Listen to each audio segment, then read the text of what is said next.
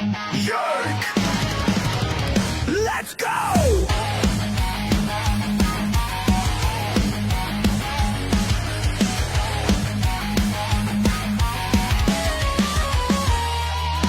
Cam's a shit kicker, 2 bombs in the lead. Soul Dragon Cougar's no time for fatigue. And he's a shit talker, stirring up the show. Never played a shift, but he's ready to go. The Cam and Strick Podcast is brought to you by Stifel, one of America's fastest growing wealth management and investment banking firms. Rooted in St. Louis, where success meets success. Welcome into the Cam and Strick Podcast, presented by Stifel, where success meets success. Episode 403, baby. Yeah, baby, let's go. Yoink. Let's go, let's go, let's go. Turn your phone off, Andy. Thank you for subscribing. Already a bad start by Andy. Turn your goddamn phone off, boy. Why are you Fuck, saying that? I'm sitting in a parking lot today, you know. I get here early, obviously, and I have to wait for Andy, so we walk in together. Andy pulls into the studio parking lot, and he's literally in the middle of the road. I go, whoa, what the hell's going on out there? And I'm watching him literally for 3.5 minutes. You know that busy road up there? Cars are coming by. And I go, what the fuck? So I get out and I look. He's like this. And they're honking at him. And he creeps in. He creeps in like this 2 miles an hour like this.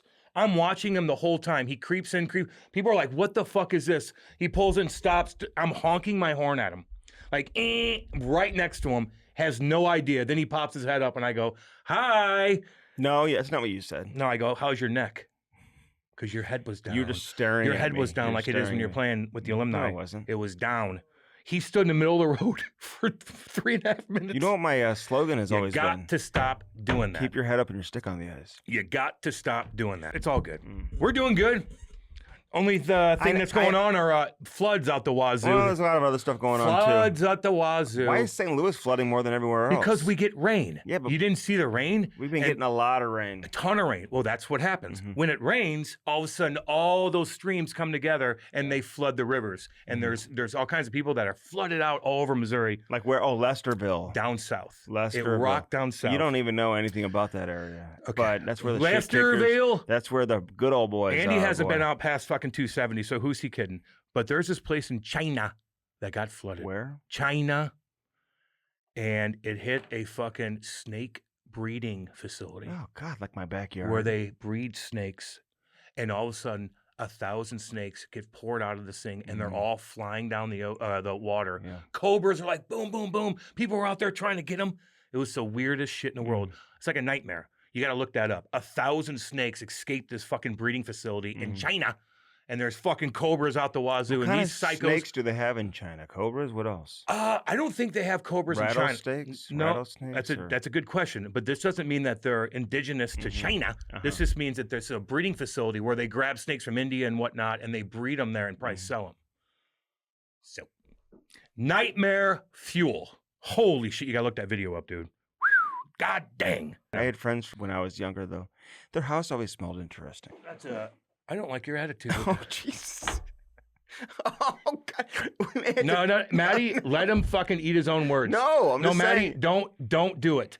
Don't do it. Does that still happen? What it smell Did you ever, did you ever have a friend? Did you ever have a friend in your neighborhood, or you went to school with, and you go into their house, and it just smelled a little different? Yeah, goddamn right. And Disgusting. So I don't think they have that anymore. Yeah, I never hear my kids talk about that. Go to your neighbor's house. The one that's fallen down. Go walk in that goddamn place that has like 20 people living in it. We had these people who lived very close around the corner, and their house smelled very interesting. You always had to take your shoes off and stuff when you walked in there. And they had a relative who would break into the house and make sandwiches at night. Your stories are so god-awful. My mom and dad had a meth lab next to their house. Oh, God. I know. Because it was a renter's house, and they got arrested for cooking meth next to my parents' house. That's where you grew up. I know. Exactly. We didn't have that where I was. I know. In Creve Coeur, no shit you didn't. But, you know, no, I never hear like my kids say like so-and-so's house smells a little different. Because they're hanging out with wealthy people. No. Yeah, they are. What do you think? If you're wealthy, all you do. It means you won't have a house that mostly just has a little bit of a different certainly. odor to it. If you got a little bit of money, it's easier to keep your house clean. It's just that simple. Andy lives in a bubble. There's a lot of houses that stink like shit.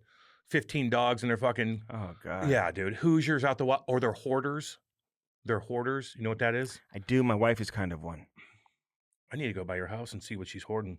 Dude, I have a feeling there's a lot of stuff that she doesn't could like be to mine. get rid of things. What she Well, you does put your is foot down. she cleans it out, and then it sits there. And I'm like, well, can we get rid of it? Like toys and She's stuff? like, I have to go through it. Toys? Yeah. Like toys that Yeah. sell those. Can you sell them on like Facebook I probably Marketplace? could. I I say could try sell that. anything. Have her do that. Yeah. Why you keep them? Sell them real quick. I know. Even if it's like $2, fucking get it. Hmm. You I'm know? actually selling a couch today. I don't think people give a fuck. I mean, honestly, like is there something interesting that's going on besides getting into hockey? Is there anything? I'll give you the floor. Go ahead. What else is going on? Well, the U.S. was embarrassed. We haven't fucking talked about that. The U.S. men's soccer got their asses kicked so fucking bad. Mm-hmm. And I hated how the whole thing went down.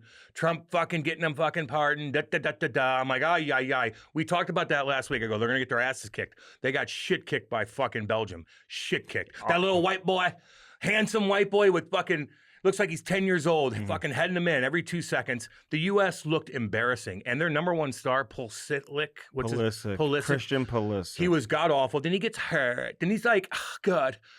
Okay, I need to rest. I need to rest now. So, like, this is a good thing. So I can get some. I can't believe he came out and fuck said out that. of here. It's They are it's pussies, unbelievable. dude. Yeah, they're soft. Fucking pussies. But Jesus. the match was I'm watching it. It was frustrating as shit. They couldn't keep possession of the ball, dude. They looked like they didn't even belong at that level. They looked like they were 10 years old They playing did. against fucking Against- men.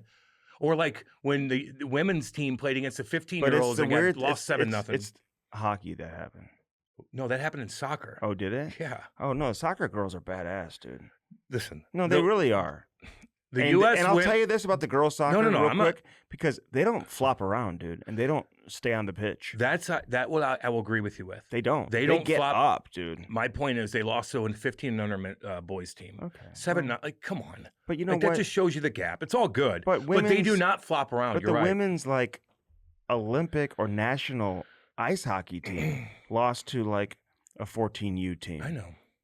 Like But they don't act like they're a lot to a little. So they don't act like what? They don't act like they're the best of the best. I feel like Really? the WNBA girls do, and like the Megan Rapinoe type. Okay. And you know what? The men just won. Well, they just had like how many millions of dollars did they accumulate throughout this thing? They got to split it in half with the women. Like just boom, split it right in half. Why? Because the women get a portion. Yeah, I of guess. The Yeah. men hosting the World Cup. Yeah. Do the men get a portion of when the women host the World Cup? I don't think so. Really. Yeah. So That's anyway, interesting. Yeah, well, I know. I love Carly Lloyd on the set. So do I, and she takes a beating, and I don't Dude, like she's that. just confident and cool as shit. Totally Dude, she cool. calls them out. Andy, I completely And agree you know with what? All these old school soccer guys, the soccer heads, Yeah. they're all calling out this group too. They're like, these guys are Soft. embarrassing. They haven't gotten any better. Thinking I'm like getting rest now. What the fuck? They is had that? a relative. I don't want to say an easy draw, but their Oh round. yeah, they did. Okay, so the round robin competition wasn't strong, No. but I don't know why anybody wasn't evaluating the team based off of that. They had everyone believing this was like a contender It was their. to win. Like people were like, this team could do it. I They know. could actually You're win. right. And I'm like, says who? Zoltan didn't say that. No, he did not. Ibrahimovic didn't say that. No, he didn't, and rightfully so. And either but, did Thierry Henry, but who was but unbelievable. The redheaded boy that takes a beating. Alexi, Alexi did, and sometimes spin doctor. Sometimes you have to do that. You had all the momentum. People were talking about 50 million people watched that last game. So like you have all these people watching. You're in the U.S. Pump them up. Like Who's I that don't, guy on I the don't Dan mind Patrick that. show? Frazier, what's his name? He's on Entertainment Tonight. Used to be on Sports Center. Kevin Frazier. About him. He was very critical of Alexi Lawless. He's Oh, like, what are we yeah. talking about here, bro? Like He's stop like, what are we talking, bro? It's like, Yeah, but back to Carly Lloyd though. What, Like what are you talking I think about? she's man? great.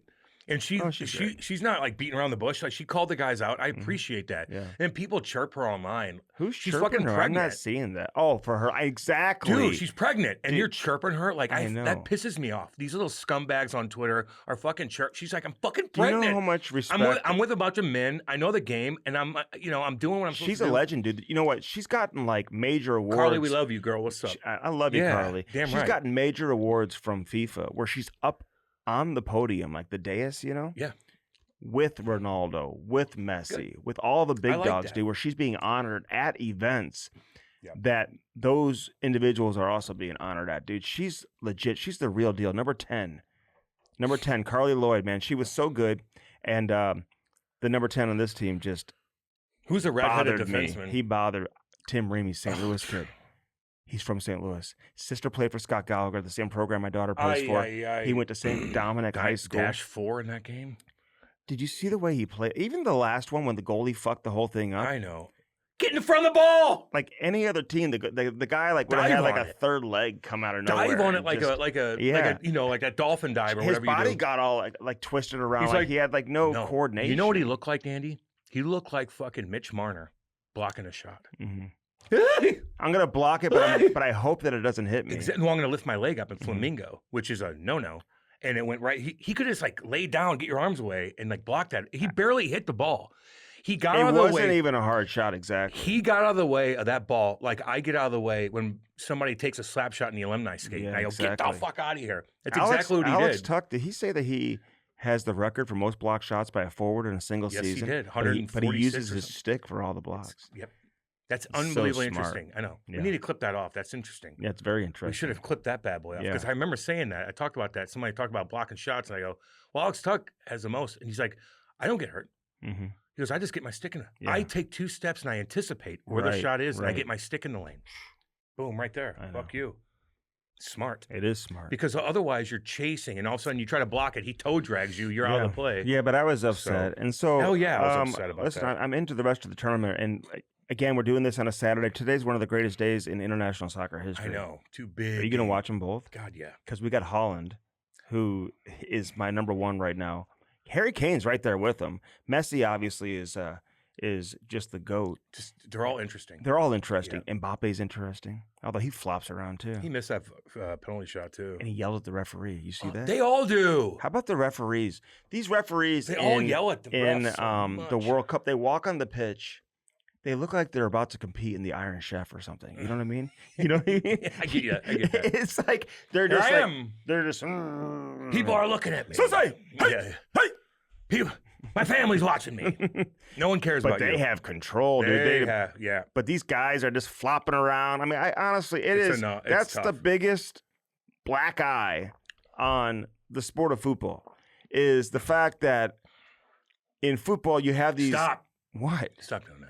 Why, dude? That's what they call it, dude. Maddie, That's what it's called. Like the football players, they roll around on the pitch. I mean, they're just. It's really hard to watch sometimes how it's frustrating. how much in agony they are. Like, I know something. Listen, I don't know if you ever like when you were playing football, because I remember when I was playing. You get stepped on by an offensive lineman, your toe on it with a cleat. You get cleated on the side of your ankle, rips your sock, and your ankle's just bloodied, and you got a major gash. Like that does hurt. It really does. But it's when they're faking it, they get called out for faking it all the time. When you go watch the replay and you realize they weren't even touched, and they're rolling around trying to get what? A call? Yes, that's all they do. It's a thing that they can fix. I believe very easily. And every time they're like, having a run with the ball, and there's a guy trailing them, they know that there's no play. They fall down, and they Well, want the call every what time. just sucks is because like a couple of the calls weren't called, and it's way in the defensive zone. They take it. The other team takes it all the way down. Bam, bam, bam. Make an unbelievable play. Score a beautiful goal. Yeah. Then they're like, and they go all the way go back, and there was a guy that got tripped way back in the middle of nowhere, in the middle of the field in Yeah. the D zone. So the one thing I do like about soccer, being a hockey guy, is like you can anticipate where the ball needs to go. Mhm. Like in basketball, I'm like, what are you guys doing? Like, I don't even No, watch you it. can But anticipate when guys are cutting and Okay, but in, the like, soccer- pick and roll Soccer screens. is kind of like it's just like fucking playing like give go boom find that Yeah. little area Oh, yeah. find that little quick break Find It's the seam. find the seam The it's through interesting. balls. I mean, it's You have to shoot it right. take the chance I told don't you- get it blocked I told you this is the most my daughter has ever watched soccer in her life, dude. Good She's for been her. playing forever, but Yeah. having these, we don't get up at like 6 a.m. to watch English Premier League, but I have No. been studying the English Premier League. I'm really interested. They've got these nonstop flights to London. I was actually looking at the flights. I want to go to London. Half the league for the English Premier League plays out of London. But I think we should go, dude. It's like a 4 or 5 day trip. Go to London, catch a game, and then come back. And all these Americans, billionaires who own English Premier League teams over in England. It's really interesting. I'm and looking to see how much money they're making and all that. make a ton but I have no interest in going to watch the soccer. I've seen the soccer game You wouldn't want to live. go watch Holland play? Or Messi? Messi plays in over the here. MLS. Yeah, he didn't take the Saudi money. He's playing here. No, but he played the English Premier League. Yeah, right? I know, but he's not now. So no, I don't want to go see Messi. And I wouldn't even care about seeing Messi if he was in town playing City. Like, I'm just not interested. Now, Harry Kane plays in the Bundesliga. But soccer is interesting right now because it's the biggest thing going, and you're representing your country. I don't care. I went to a game in Manchester. You when I was did? living out there. Yeah, they played Moscow. It was 100,000 people. Moscow? What do you mean? Is Russia normally in the World Cup? It wasn't the World Cup, dude. This was. I know, but are Premier they? League. I know they I wouldn't don't- be allowed I don't- now. I don't I'm know. just saying. I'm just telling a story, and you keep asking me questions about Russia. I have no idea. But I went to this game, and I don't think you would like it as much as you think. There's no booze. Oh, really? And it was 100,000 men. Time out. A few things. First off, Ovi, he plays. I don't know if you ever saw him play soccer before. Yeah, he bumped that guy. I see that clip all the time. It's Okay, hilarious. so he's like Holland, honestly. I mean, Holland Yeah. just dominates everyone physically. If you watch Holland, he isn't the most skilled player. He's a great finisher of the football, but he's not a great skilled guy. He's not like dangling guys and going in and out. He's just a great finisher of the football, and he can get into the box. He's as dominant as any footballer right now in the box. So anyway, okay. Okay, but let me ask you this. No. We're done with soccer. Hold on. Done with soccer. No booze? No booze. They don't sell any booze. Not that. No. They all look wasted. Did they fight They fight and before. chant the whole time? Yeah, they chant. That's kind of cool. But They row the boat, you know? yeah, well, that's Norway. But no, I don't like going to football games. They're boring to me too. The I like highest watching, paid like players are watching on- making what? They're making about 50 mil? Yeah, tons of money. Very wealthy. The average player, I read, what do you think it is? 7. Less than that. Oh, really? It's about 4 million. Oh, 4 million. That's pretty good. 4 million average. I mean, it's honestly, it's like playing in the NHL or something. Yeah, I think they make 50 million. But I though. think the big stars, the mega stars, I mean, they make triple the money the mega I stars don't make. think there's a cap or anything. Like I mean, that, those so- guys are probably like, what? Everybody's freaking out because the guy's making $18 million now in the NHL. Yeah, I know. Like we have Or like, there's a we have relief like pitcher. 5 guys on our team making 18. There's and there's relief pitchers that haven't even like done anything And making 18. I was seeing an interview the other day with the head coach of the LA Lakers, JJ Redick, you know, yeah. because when he was playing, he said, you know, because the average lifespan of an NBA player is like 4 years or whatever. So basically, 4 years means it doesn't even get you to that second contract, Yeah. which is where you make the life-changing money. Yeah. Right? You get to the first contract, you know, entry-level contract, and, you know, you're still rich for the time being at the moment, but it's not necessarily money that you can just, you know, live off of based on, you know, forever, based off of the way these guys spend. But he said nobody goes broke anymore I doubt that. because they make so much money, dude. I doubt He that. said they're not going broke anymore. I doubt that. Okay, but we don't hear about it as much, dude. Yeah, there's guys been on podcasts, man. Who the fuck just came out on the podcast? It was a big time wide receiver. He's like $100 million spent that and blah blah blah. Oh. Who was that? You made that. He played for the Giants. Odell Beckham. Odell Beckham Yeah. Jr. But like, you know, I could see You know, how you he could spend all that, dude. So fast. he got caught doing blow with the. How about Stephon Diggs?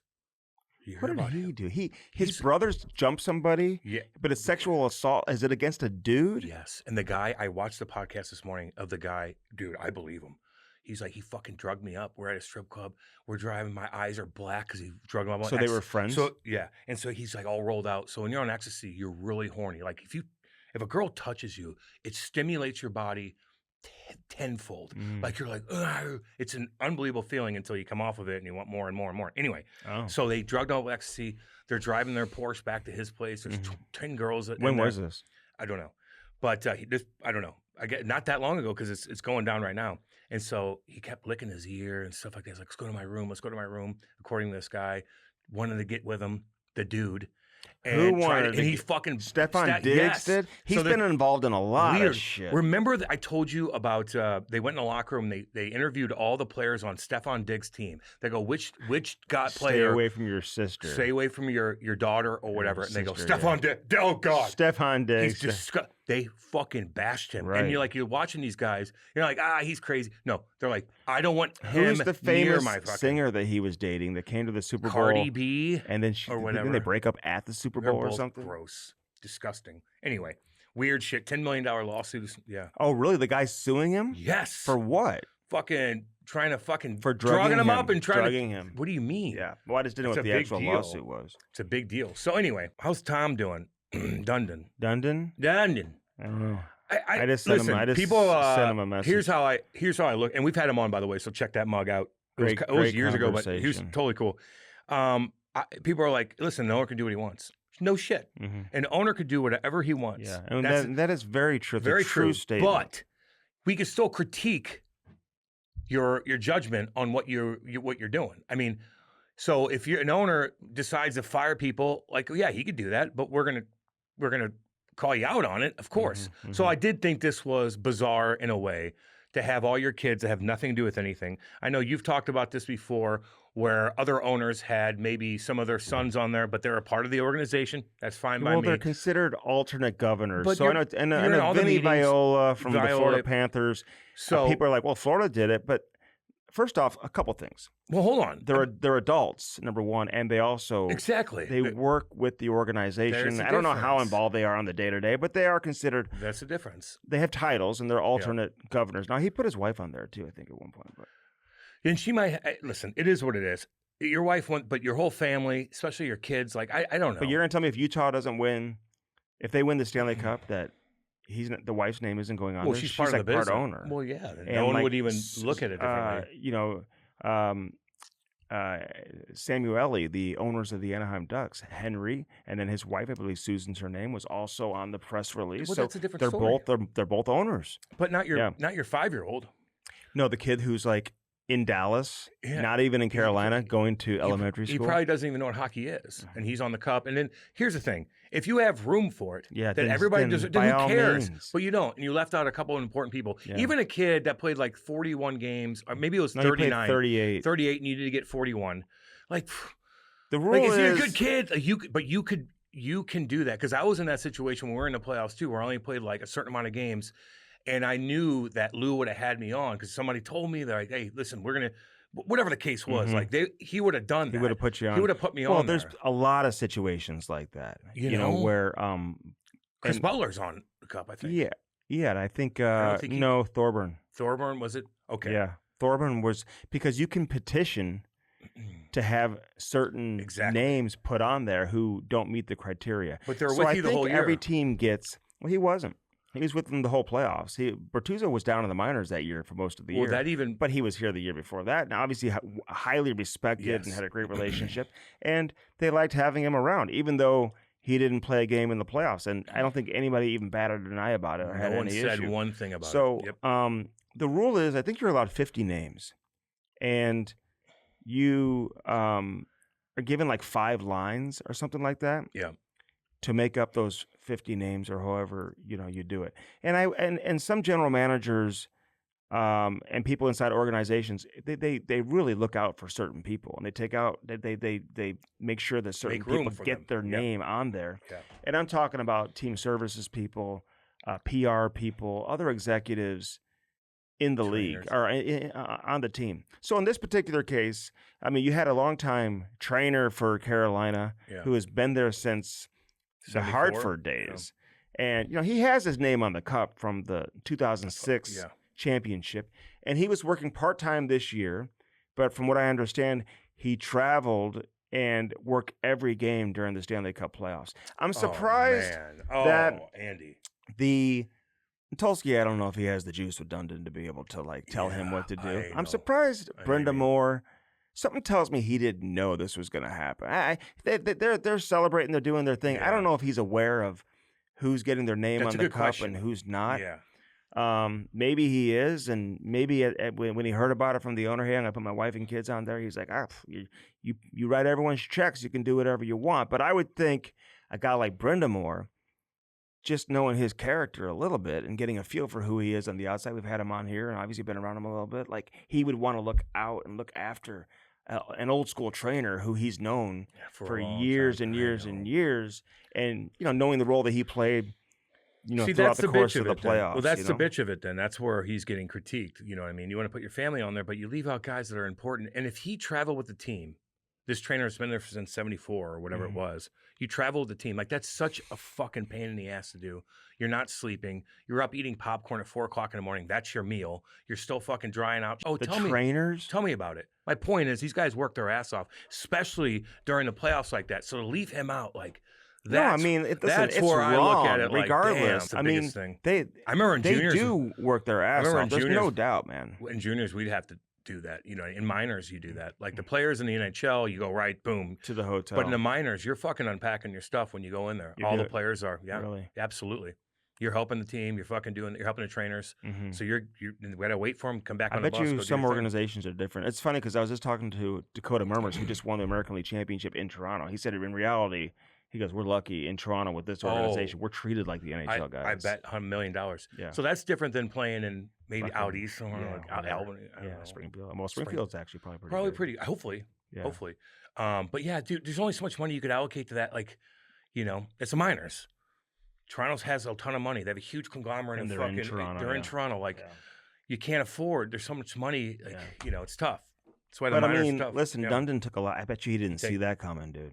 And so that's what happens when you get these guys who buy teams who have billions of dollars. He does whatever he wants on a daily basis. I bet you he doesn't even care that he's taking this type of criticism. It might be bothering him a little bit.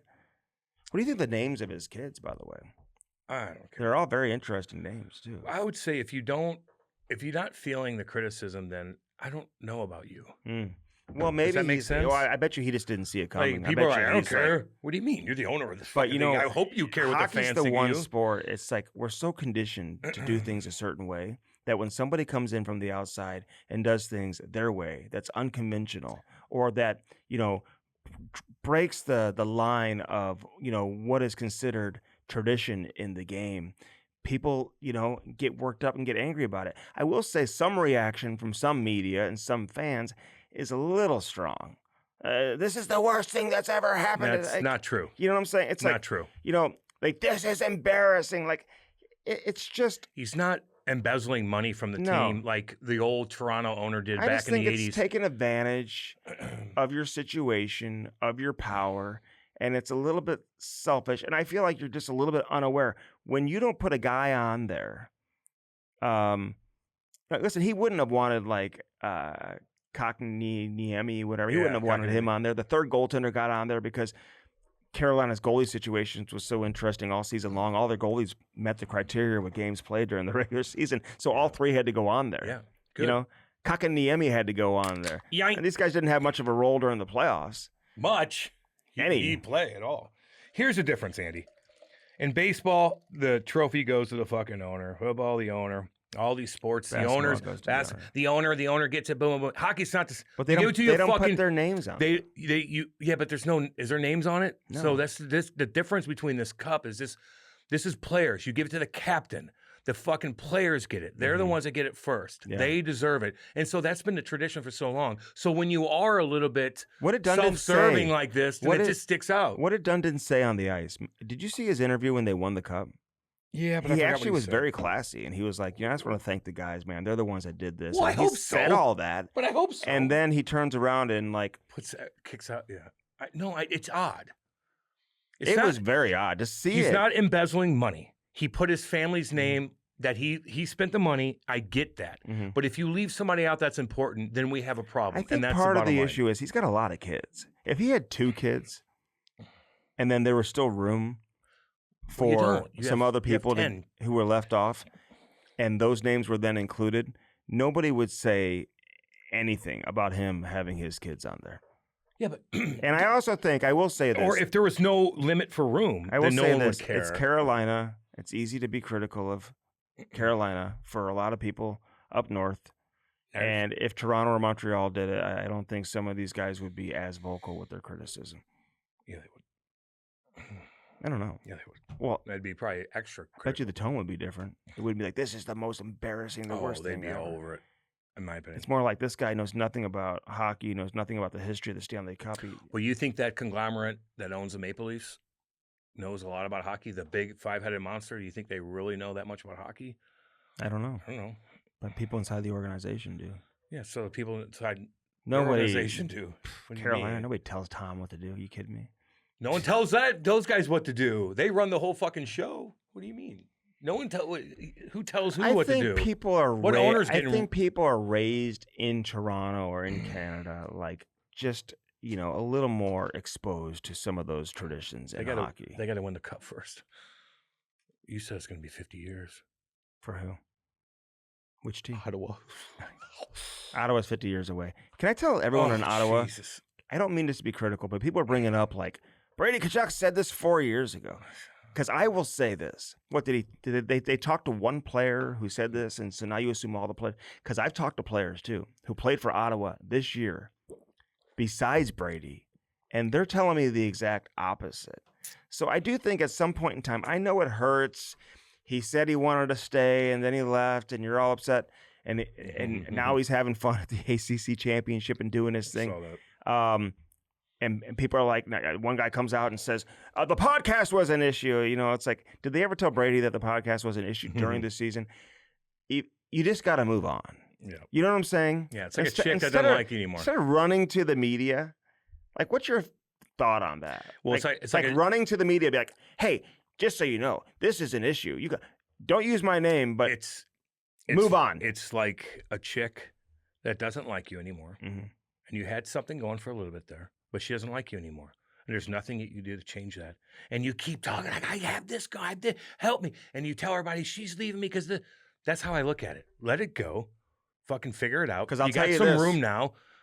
And how about next time you have a superstar like this, figure out a way to keep him. Oh, do you believe? I mean, somebody what are we doing? Somebody was saying that maybe Americans shouldn't be captains of Canadian teams anymore. No, that's ridiculous. You just gotta you gotta figure out what you did wrong and fix it. Because it's just that simple. Because just like in a relationship. You know, it's no different than like certain players who probably, like even Matthew, for example, who was playing in Calgary. Listen, he probably wanted to go play in the States and of course have a different experience. No different than Brady. So yeah, you have the player who comes out and tells Elliot Friedman, hey, this podcast was an issue, blah blah blah. But I will say, and other players I talked to, I followed up and I asked some guys. I said, hey, was that really an issue? And they're like, no one fucking cares. Okay, and the idea that 4 years ago that he was telling the players that he wants out of there, the Tkachuk camp completely denies that. They say that's fucking a complete lie. So again, it's time to move on. Can I say something? Yeah. If I was a GM, I wouldn't have any of my players do podcasts. Mm-hmm.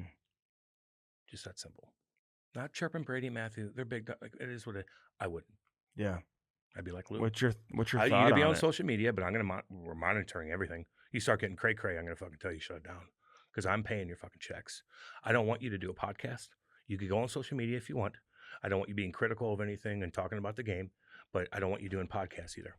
You want to do it in the summertime? Maybe we'll figure that out, but not during the year. And listen, This is my opinion. and No big deal. Jason Kelsey has been retired since they started the Kelsey Brothers Jason podcast, has, yeah, right? yeah, Travis is still. Yeah, he's going to be retiring too, I guess. I don't know. But do they really talk about the game a lot, like other I teams don't and other listen. players? I don't listen that much. You know. I just see the clips. I don't- I'm talking about the Kelsey brothers. No, I know. I don't see it much. Mm. I see them, but I don't listen to it that deeply to where, I mean, they talk to Tom Brady. My about feeling is, listen, if you're going to be an active player, you're going to do a podcast. Just tell stories and be entertaining. That's. Well, is that not what they're doing? I'm just saying that's the best advice I would say. My best advice if I was GM is like, no podcasts. I just would say that. Like, no, you just can't do a podcast. Don't do a podcast. We got work to do. So focus on this. Like a Well, podcast, you just.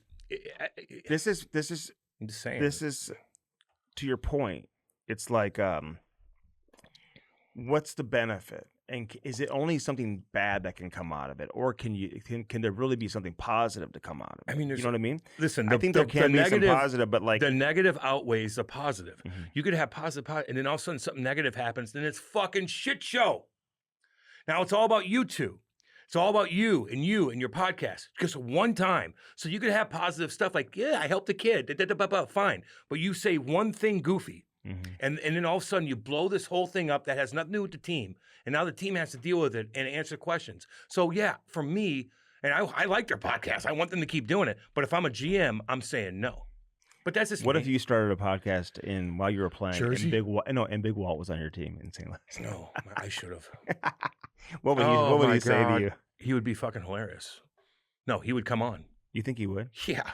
And Because he didn't know at the time, and we both didn't know. right. Now No. you know kind of what it does, And here in St. Louis, he would go on in 2 seconds. when Big Walt was playing, he used to like go on morning shows and like radio shows, We and all- like he all was did. funny as shit. All did, man. I would go on fucking radio shows driving to the rink in my Corvette and be like, play me some Pantera. I'm fucking somebody up tonight, baby. Let's go.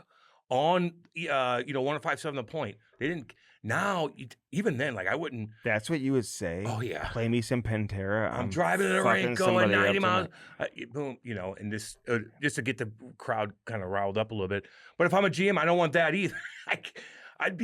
I would be pretty strict with I that don't kind of have stuff. a problem with it. I really don't, man. I just think it is what it is. I don't care. I'm just saying I wouldn't. I just think you just gotta, I think there's ways to eliminate any type of distraction. You just gotta make sure you're not doing that.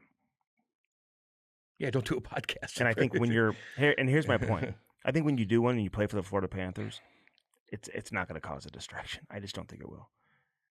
I think when you're the captain of the Ottawa Senators and you're doing amplifies everything. Amplifies everything. But again, what Brady had to deal with from the podcast, Matthew didn't have to deal with.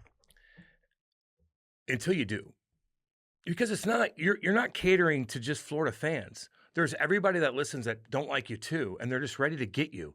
They're ready to get you. You know the game. These people are ready to get them at any cost. So you slip up one time, they're going to tie that into something, and all of a sudden now you got to walk in the locker room and be like, hey guys, it's just a little bit. Although I listen, I love them. I love that. You family. said you don't listen. I said I did listen. Oh, you did? Yeah, you God, do? yeah. I listen to them. Maybe Absolutely. the Kelseys you don't listen. No, to. the Kelseys I don't. Yeah, I don't listen to everything all the time. You see the clips and stuff. I see the clips and stuff like that. You know how it goes. Like there's only so much time throughout the day. But I just it could. It's not a distraction until it is, and then that's. But I don't give a fuck. I don't give a fuck. I don't really care either. But I want Ovi to do one. We're not GMs. I want Ovi and Sid to do one. I know, but they don't. Together. But they don't. What would Sid say? Nothing. What would McDavid say? Nothing. And Ovi doesn't say anything when the camera's in front of him either. You not notice that? No, he doesn't. He says nothing. He's the worst interview possible. He's the coolest guy when the cameras aren't around. But once you walk in the locker room as media, he's a fucking different person. He's a completely different person. You talk to him away, he's fucking hilarious, fucking pounding booze. Then he's like this, hey, how are you? Things are good. That's just, they're different people around media. And most players are. Yeah. Most players are. I think Sydney's probably the same way. Big time. Although Ovi's crazier than Sydney. I think McDavid. I bet you McDavid's way cooler than you think he is. Oh yeah. You saw some pictures of him in Drysdale partying and stuff like that, and then Patty Maroon and stuff. With Patty was there. Yep. I'll be seeing him tomorrow. Yeah. Well, so I don't know, man. I hear you. How about Bedard, man? I feel bad for him. That fucking sucks, dude. Did you see the clip of him, man? He falls into the boards, and look, man, it's in July, and you rip your shoulder out, and you're out for 6 months. That's the worst goddamn thing you could possibly think of. It's not a game. Braden Shin hurt him last year. Kind of got his Olympic, out of the Olympics because of his injury. But I think it took Hockey Canada off the hook because they didn't have to make a decision. Oh yeah, yeah. Okay. They're like, oh god, now we won't take any criticism for leaving him off. What are they taking out if Bedard Shinner didn't hurt him? I don't think he would have made it. Really? No. Wasn't he doing pretty good at that point? He was, but I just don't think there was a spot for him. But now he's hurt again, his other shoulder. So let me ask you this. If you're Chicago, there's no way a team's going to throw an offer sheet at him now. It's just not going to happen. I guess you could. But, well, they've got so much cap space, Cam. They're going to be like, okay. Yeah. I mean, get rid of him. They have enough room to match whatever. But if you're Chicago, how concerned are you that this has happened now twice? Is this the same shoulder? No, it's different. You positive? Yep. How concerned I'm for his future? Yeah, sure. Yeah, a little bit, for sure, a little bit. And I'm concerned for the beginning of the year to have a good start. And I'm concerned that we're not going to make the playoffs again because of this injury. But it wasn't like he got in a car, like he fell in practice. I don't know. What do you do? So yeah, he's had both shoulders done. I told you. But I've heard from so many players over the years who say, I was never the same player after I hurt my shoulder. Well, I'll give you my example because I've had surgeries. When I had my Tommy John or my surgery done down with James Andrews that created Tommy John surgery, I never had a fucking issue with this thing ever again. Really? When I got it done. Yeah. And both my shoulders, and if you ask the majority of the players in the NHL, they probably had both their shoulders, had some sort of orthoscopic something from their shoulders. A lot of guys have, yeah. So it's like, okay, just deal with it, get it stronger, all that rehab. Then all of a sudden, when I did my rehab for my shoulders, every morning I do these fucking bands, blah. And I never did that before. And it strengthened them up so much because I was forced to do it for It makes rehab. me think of like Tarasenko, for example. Like it kept popping out. He had multiple surgeries. 3 and 1. You know, like And he's still going. yeah, but he never really was the same goal scorer ever since. I remember Patrick Berglund, his shoulder just kept popping out, popping out. I remember that. It's a horrible feeling. Finally had the surgery. When you think your shoulder's popping out when you're playing, dude, it's in the back of your head so much. When you go into the corner, when you're bumping into guys, it's fucking brutal. It's always in the back of your head, man. I'm just sure there's a lot of players out there who just, you know, especially the old school guys, you know, maybe it's a little bit different now with the advancement of big time medical procedures. But there's a lot of guys who just said, hey, I was never the same player, man. You know what scare me? Shoulder injuries. You know what scare me, Andy? If he was concussed. Then I'd be like, whoa. Yeah. If he had a couple concussions. Okay, so let me ask you. So if Chicago had, you know, what a contract worth, you know, 16 and a half, 17 and a half, whatever it's going to be. That in 2 seconds. Would that change your mind with Chicago?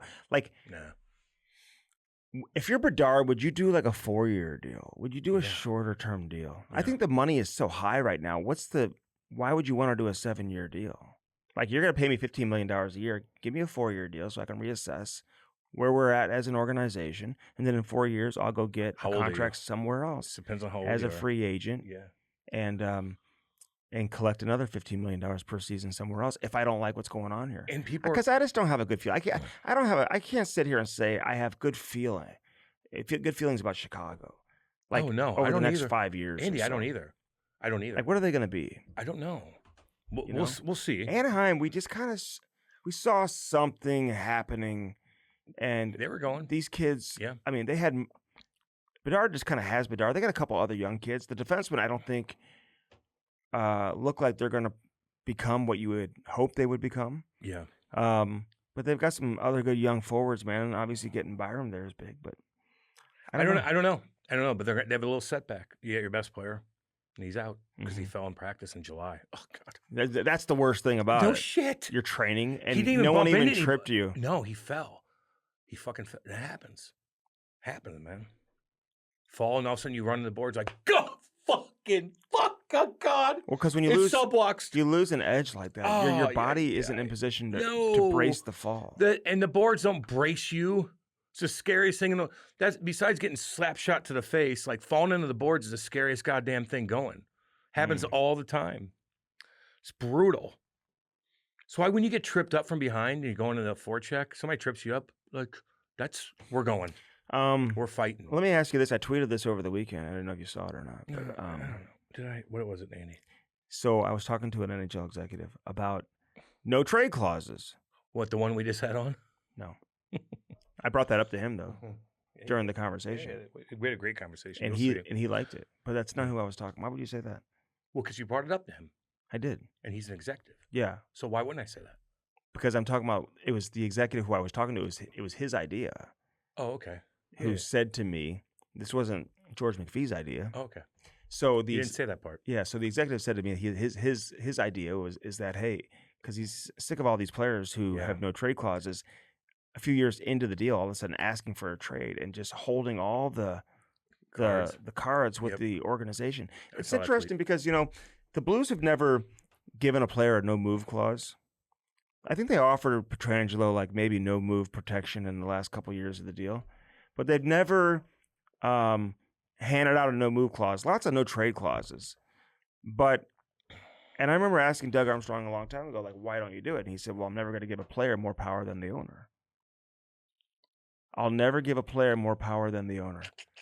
And we're seeing that now, where these players, and specifically a lot of these USA guys who just Dalen, who won the gold medal, and they have more power than the entire organization. They got full no trade protection. Now they're asking for a trade. So I was talking to a NHL executive who said, my thought is that if you have a no trade clause and you ask for a trade, then that no trade is now voided, and the team can and should be able to trade you to any team in the league. Now, others are like, well, no, I think if you have that, there should be 9 or 10 teams they can trade you to. No, I think if you're going to ask for it, they gave you a no trade. Now you want to be traded several years before the expiration date of your contract. Then the teams should be like, okay, because I do like how Yzerman's handling this personally. I think he's kind of like, well, fuck you, Dylan. Okay, I'm not going to move you just because you want to be traded. I'll move you if I can find a deal that I like. No shit. And I think that's what he's doing right now. And I agree with that. No, and I agree with your tweet too. And I agree with that executive. Yes. Mm-hmm. And I think they might be talking about this. This is going to be addressed and it'll be changed. I don't think it'll be that drastic, but this will be, without question, this will certainly be on the table. And people are changed. talking about $18 million. These guys are getting paid a lot. Well, yeah. And if you look at the last 1,000 regular season NHL games, 96% attendance rate for the teams. I read that today. Okay, so they're making money. They're making $8 billion in revenue this year. They're fucking selling out rings. TV deals. TV deal. Hockey's in a goddamn good spot. Hockey in the South is making money. They deserve to get fucking. But you got to look at the MLB too and how they're going through shit. But we have a salary cap. Okay. If the salary cap's going up, then so what? And you only have a certain percentage of what percentage you could take of the cap in each team. So $18 million ain't going to be that big of a deal. Let these guys get paid. It is a big deal if they can't sign other players. You know what I'm saying? If you're taking all the money, like everyone's saying, well, Celebrini should get $20 million now. And Bedard should get $20 million. Well, first off, Carlson's a better player than Bedard. He is. Wait, Carlson? Leo Carlson. I think I think he will be as a center like that, a true big center. I think he's a better player than Connor Bedard. If I had to pick one, either Bedard or Leo Carlson to come be on my team, Does the injury affect your decision? Maybe a little bit, but I was going to say. I think Carlson did some. I mean, They're listen. You go watch Bedard's highlight reel from when he's been in the league. It's unbelievable. Pretty damn good. But I think he's just a little bigger. Carlson is, and just I don't know. He just it's closer than what you're saying, in my opinion. Right? Like, would you take Bedard? And listen, if that was the consolation prize, a healthy Bedard, like okay. Before he got injured, I'd probably say Bedard. Really? Over Leo? I know it's dude. It's right there. Okay, so I'm not looking. I would take Leo. Maybe Leo. You might be right. It's right there, dude. It could move. Yeah, and Philadelphia could have gone and offer sheeted Bedard too, right? Yeah, but they know that, and they know Chicago isn't as jammed up. And in Pat Verbeek's defense, he did leave enough space to be able to match the deal. The problem is they're going to have to move on from some guys, whether it's Killorn, Bertrano, and whoever else. I don't know who else. Here's another thing. When you look at the contracts, when Ovechkin and Crosby, I think back in 2008, signed for $8 million a year. 9.5 or whatever, yeah. That was equivalent to, in this era, of getting $18 million. I think Taves and Kane both signed for 10. Everybody's like, what the fuck? So that's equivalent to making 18 now. Okay, so it's fine, but here's my question. This has happened before. Are we headed down a bad road potentially with the NHL? If the salary cap's going up, I don't... Yeah, but that was the problem why we had the lockout years ago. It was only a handful of teams were spending way more than everybody else. So they had to bring in the cup. So now, just because the salary cap's going up doesn't mean that every team's going to be in position to spend to the cap. That's true, but it does mean it's healthy. So... because it's tied to revenue. It's still the game's healthy, but you're right. Is Winnipeg going to be able to do that? Is some of these other teams? Is Carolina? I'm guessing they would. What other? Winnipeg won't win the cup for 35. Where's the cheapest owner? The cheapest owner? Like where's an owner? What? Carolina, really? I know. But look what they're doing. They're like fucking bringing people in left and right. So he's giving the green light. So who are you worried about? Which team do you think you're worried about? That would be in that situation where we're not fucking going. Columbus has money, but are they going to keep spending? That's why you need rich owners. You need what? Rich owners. Just fucking. Yeah. Oh yeah. Fucking go. And the NHL's got a lot of just billionaires. Fucking good. Badass owners, actually. But the NHL's got some badass owners. I'm just saying, right now, I know what you mean. Hockey's very popular. Yep. And they're making a lot of money. But this was an issue that led to work stoppages in the past. So I just hope we don't ever get there again. It's just funny how people, sometimes you just read about things and you're like, yeah, this was equivalent to Ovechkin getting 8. And you're like, Jesus. And that was in whatever it was, right? So it's going in the right direction. You know what I mean? But it could get over the top. But I will say, just because you can afford an $18 million player doesn't mean that it's the best thing for your organization. No shit. You got to be able to have multiple players. I know. I agree with that.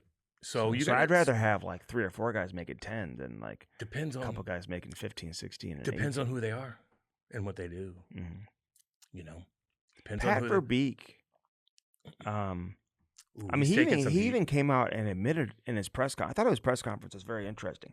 He's like, yeah, I guess we have to look at things differently now moving forward, how we look at our restricted free agents. And it's Yeah, I think everyone's got to look at it differently. yeah. I think teams look at like how the Blues signed 2 players to offer sheets and how by doing that, it can completely change your organization. Yeah, no doubt.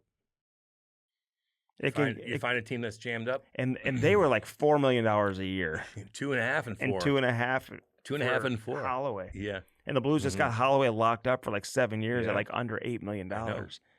And Broberg got locked up for $8 million yes. bucks. We called that. Yeah, $8 million. That was. Didn't we say 8? I know, but I mean, I'm just 8 saying these guys. Actually, he didn't get an 8-year deal. He got like a 6-year deal, I think. But $8 million. Right? Yeah. And rightfully so. It's good. Lock him up. And I don't think I'm trying to think how many years Holloway signed for. 7. Was it the full 7? Let's see. Let's look real quick. Yeah, it's interesting though, Andy, man. But I don't know. Hockey players are getting paid good money now, dude. They kind of got back to the rhythm again. Hopefully, it could stay stable, and you don't have a team that can't keep up because they can't pay the money. I don't know. Hopefully, there's enough billionaires out there that just want to own a team and fucking flex. You know? Would you want to own an English Premier team? No, I want to own a hocky team. You know what I want to own? 5-year deal. Me and you own For an Holloway. OHL team. That'd be Oh, badass. What do you think I'd be like as an owner? Or Plymouth, so you're United States. I would love to. Actually, a buddy of That'd mine be badass. is like he's asked me, and I got him in touch with Okay. the American League. Like he really wants to own an American League team. That'd be the and worst. I've been trying to push him That'd be the to worst. a junior team That'd be the worst. for so long. I don't want an American League team. I just don't think he knows enough about it. He's like, I want the I Plymouth want to see the Whalers." future players. I'm like, I want the Plymouth Whalers. would you want a USHL team or no? Shit, yeah. Take one of them too. But I like the O. I know. bled for that But fucking now you league. got, Sakic and Solani buying teams in the USHL and putting them out in Wouldn't that be San Diego. Me How and you, nice would that me and be? you just roll up like, what's up, everybody? Do Yeah. your thing. We had a ton of money. I'd fucking take care of them so much. They would live a damn good life. Everybody Really? would want to go there. I would spend my I'd money. be in that coach's office, boy, after the game. You would be annoying. I'm like, what were you thinking? You would there? be, Andy, I would have to be Why'd like, you you're have- not allowed to go in I'd be like, why'd you have him on the That ice? didn't go- Why was he on the ice at That's- the end of the game? That's where I'd have to grab you and like, stop doing that. Like We say, hired hey, them. You do that again. We hired them. I'm Just let them I'm do gonna their make thing. a fucking change. We'll let them do their thing. You can't kick their door down after every game. Congress tweeting again. I know, I saw it. When's he shaving his head with me? What do you mean? Didn't we say we're shaving our head together? We did an interview with Prong, so we're gonna have to put it out at some point. Yeah, I know. because it was actually hilarious. It was great. It just wasn't the right timing because he was everywhere. He was oversaturated He was oversaturating the market. in the market to where people were just like, okay, I see him too much here. I'll click this one. Could you name 5 So- shows that Pronger was not on? No. 5 shows. You out of your mind? 3 shows No. that he was not. I on. watch everything. Fuck, man. Hey, can I give a shout out right quick? To who? Nico Heischer. What about him? Captain of the Devils. Signed a big ticket. I know. He's also a hero. He did. He's He also. he Can I talk? He rescued somebody. He rescued people in, I believe, Switzerland. The family was jammed up. They're on a river. I believe it was a river or something like that. They were jammed up. The waves got bad. A bubble current. He went in there and saved a family. What, Helped were they save in a family. boat? Something like that. They just got jammed up. Kayak or something? And I'm like, fuck, that's scary. When you go save somebody from, you usually die too. So he's got fucking balls on him. There's no video of it, so I don't really know. This is all other people talking about it. Nico Heischer, I love you. A little shout out, baby. What's up? That's what fucking men do. They save people. Badass. You should get more money now. You don't have to pay taxes. If you save somebody, you save somebody's life, and you risk your own life, you're not paying taxes anymore. Yeah. Fuck that. Yeah, you should. Fuck I that. agree with that. Hell yeah, dude. Just like that pizza delivery driver that saved those 3 girls from a burning fire. He makes no money. He should never pay taxes ever again. Oh my God! Ever. Do you think in Missouri? I hear there's talk Income- that we're not going to have income, income tax anymore, but you know what's or gonna like happen? personal property tax. Hopefully both. Personal property tax. Is that the really most going to happen? Horrific. Does Don't that know. mean like the Blues will be able to sign anybody they want? No. That's not how it works. It's not. But they would be just like Dallas and Vegas. and all You get a couple mountains in here and put an ocean by us, and maybe Can you do that? Can you do that? No. We're going to build a Unless mountain. a big earthquake happens and all of a sudden everything amazing. shifts. But We're going to build a mountain range. here's the deal with that, though. Hmm. You take out the personal property tax, you cut out income, whatever it is. They're going to add on fucking bullshit tax to even things out one way or the other. But I will say, if they don't do that, it's unbelievable. The personal property tax thing is, you don't own your home. Mm-hmm. You don't own your home. Oh, you paid it off. You don't own it because you got to pay fucking $10,000 a month or a year on personal property tax that you already own. You already own it.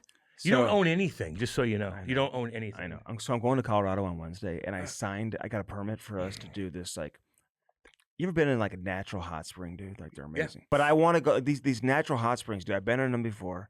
I've never been in the ones in Telluride, like in that area. But I'm looking forward to these ones, so I'll let you know how it goes. Yeah, let me know. Send you some pictures and Send stuff. me some. Oh God, Listen, people are gonna love this interview with Georgie. so good, dude. He's great. Big Georgie, he's hilarious. I like how the guys, these big guys that we get on, they always say, "God, you guys are really good." I know.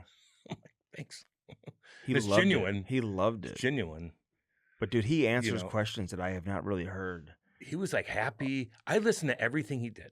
I was Oh, you went back and listened to it? no. But I looked up everything I possibly could on him. Mm-hmm. Every There's interview. some stuff we didn't talk about. I know, but there's only so much thing we can't talk about. Can't keep him on for fucking 10 hours. But he's never been this loose, in my opinion, in any interview I've seen. Mm-hmm. Never. I've watched. Have you seen him do a lot of interviews? Dude, no. But every one I watch from start to He finish. doesn't really speak on behalf of the organization that much, you know, because you have Kelly there and you've got coaches, and Talked about torts. he did. Like, kind of threw Torts under the bus a little Well, bit. how can you not? Torts fucked them over. Fucked them over. Now, Come on. it confirmed what we thought. No shit. It's like, what? Why? What are you And doing? he even says in here, like, You'll see. we'll talk about it. We'll wait. You'll see, dudes. No, it's okay. Don't Yeah, say it, but no. no, there's some good stuff here. Yeah. Really good stuff. And finally, like sometimes, guys, like we do our pre and post before we do the interview because it's time crunch. We put out fucking shit every week and we don't miss. And we've done this for 7 years straight. Every week we are on time. Maybe a couple days late here and there, but we're going to get you something out 3 hours long. And it's nice to be able to talk about George because we already interviewed him last week. So he was very, very interesting. He answered every single question. He's up in Martha's Vineyard doing his thing. Dude, we had that. Look at this pitch. My pitch. Last night, right before the storm. Didn't the pitch look nice? Yeah, your backyard looks good. Yeah, the pitch. Yeah. Well, you don't see the goal? I see it. Yeah, so it's my pitch. That's my pitch. So we have a soccer pitch too. Cool. You got nothing, do you? You got nothing else. Tell me something interesting that has nothing to do with hockey. Okay. Go. So I bought these steaks the other day. Oh, fuck off. See, that's why, Maddie. That's why I don't do it. Dude, Come on. Cam, Come on. it was like Come on, dude. it was like chewing on a tongue or something, dude. It was like You don't know how to- eating a shoe. You don't know. And it looked like everyone was chewing gum in the house. And they said it was the worst steak they've ever had. Now, Yeah, it was a because it was. No, grass-fed because it was. steak, so it had no marbleization on it, and it had no fat, really, which tenderizes the meat, I've learned, which really makes it tender. And so I don't think I overcooked it or did really anything wrong to it. But, dude, you could not eat it. What do you think it was? You? You ever had, like, a steak like that? No. You don't buy grass-fed steaks, Yes, though, I you? do. No, I don't have steaks like that because I know how to cook You think it. I overcooked it? Yeah, you probably cooked it frozen like a jackass. No, it wasn't.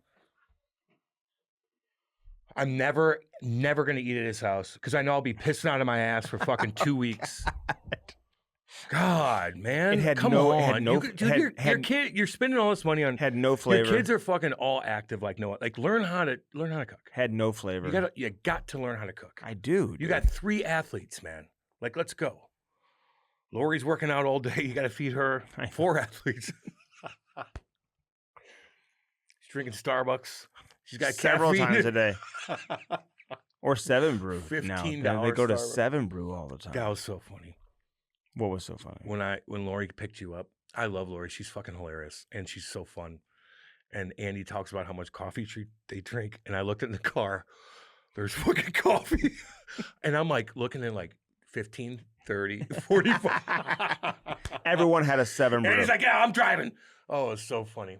Yeah. I love it. I love your family so much, man. I do.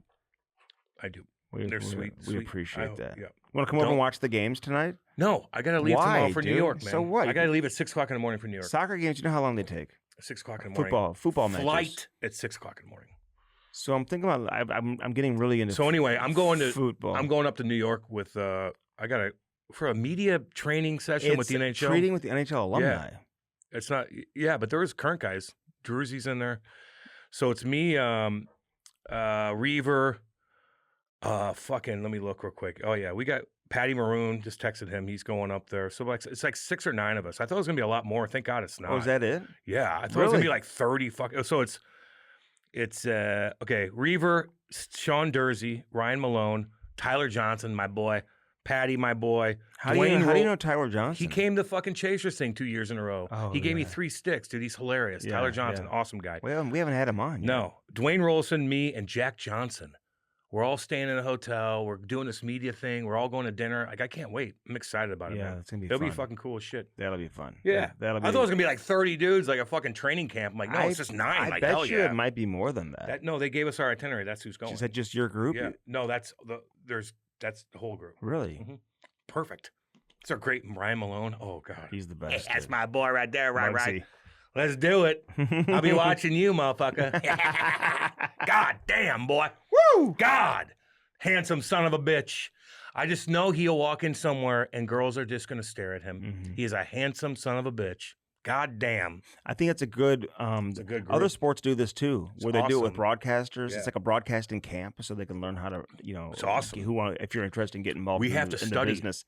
We have to study. Yeah, big because time. they do it. They're gonna They're gonna fucking I evaluate. think Harvard us. Business School does it with like athletes in the NFL too, who want Badass. to go into business. That's I great. think hockey does that also. They do a damn. That's Yeah. awesome because it costs them money. They're flying us. They're putting us up. They're taking Yeah. us everywhere. So it's like they're spending the money on this. Mhm. Like I'm excited, man. But I got to read up on all Is kinds of PK stuff. going? No, he ain't going. I wanted Rivers to go. He was supposed to. He's not going to go now. Mm-mm. He canceled. Canceled. He said he was going. I showed him the lineup. He's like, son of a bitch. I go, fuck, man. Let's go. Mm. What are you doing? I wish I was teaching. You should come up with this. I'd rather you go with me. than- Guys, I'd like to have your attention, please. You should come up with me anyway. instead of Jack, fucking- wrong. Wrong. Tyler, Go. Tyler, No. Stare at the Tyler, camera. go sit outside. For Tyler. Dude. Yeah, so we're pretty excited. Cam, Cam, calm down. Cam, look, Cam, Cam, get the chew out of your I mouth. need to separate you. Cam, go in the corner. Go into the corner. Jesus. Oh, my God. All right. Stiefel brings us the Chemistry Podcast go. with George McPhee, baby. Brought to you by Stiefel. Big Where Georgie. success meets success.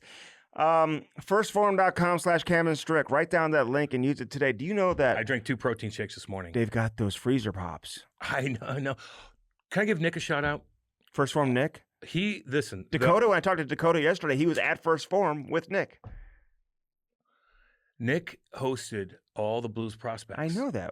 They had as It's part of awesome. their prospect I watched camp. the whole thing. They fucking Yeah. they walked in that place. All these Blues prospects. Justin Carbonell was like mic'd up the whole time, Mhm. and they're like, "Oh my God!" Yeah. All these guys, they're gonna make millions of dollars. They walk right Not into all First of them. Forum.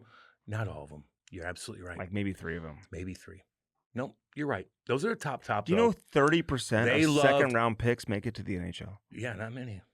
It's hard. How many 4th-round picks do? Anyway, they love First Forum, man. You guys fucking kicked their ass, Yeah. and they enjoyed everything.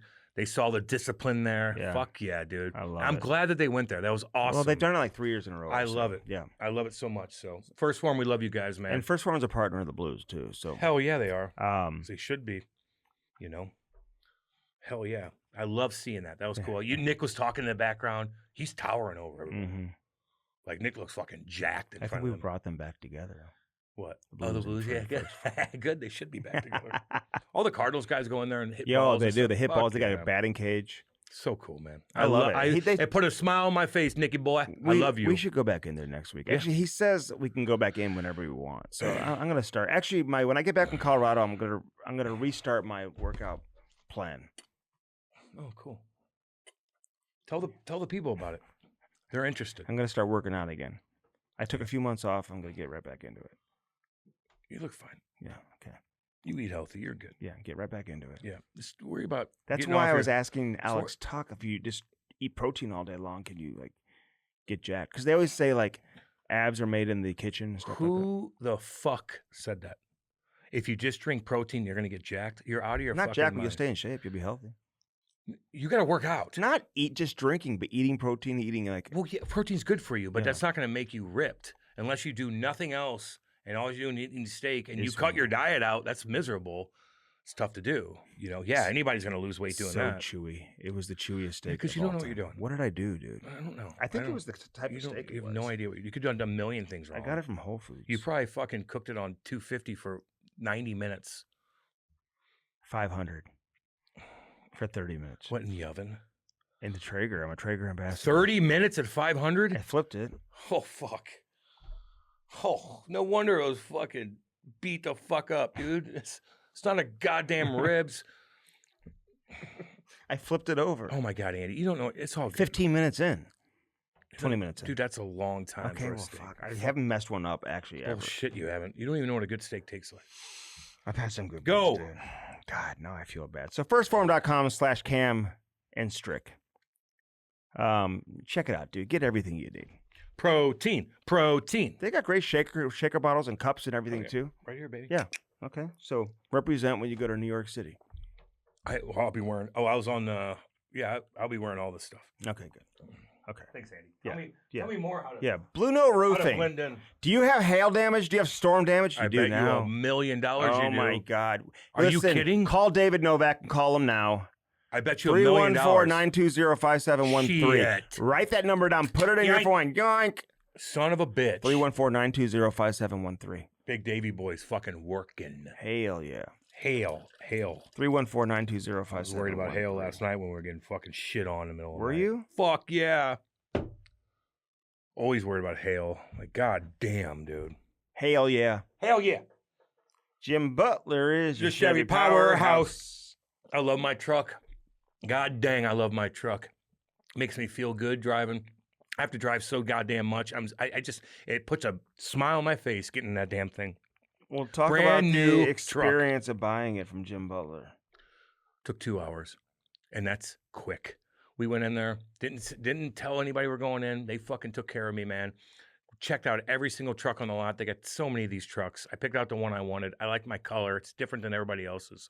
And I was done with the process like that. They took care of me. They'll take care of you. That's Jim Butler right in Fenton there off of the Bluffs. Boom. They got the monster fucking huge parking lot there. Mhm. Great people. Fenton, Missouri. Jim Butler, the Chevy powerhouse. They had that big 4th of July special going on also. But they've got so much in terms of options. 11-time Chevrolet Dealer of the Year award winner. God dang, boy. 8-time JD Power Dealer where of the shit Excellence, kickers serving go. St. Louis for over 45 years, baby. They got that low price guarantee. So you're never going to find a lower price Just get than that what you'll truck. find at Jim Butler. Get that truck. They've got so many trucks right now. Oh, I love it so On that much. 1500, the Silverado, baby. I love mine so much. Those dude. July 4th specials they had through July. Check it out, the Silverado specials, man. Ask about it.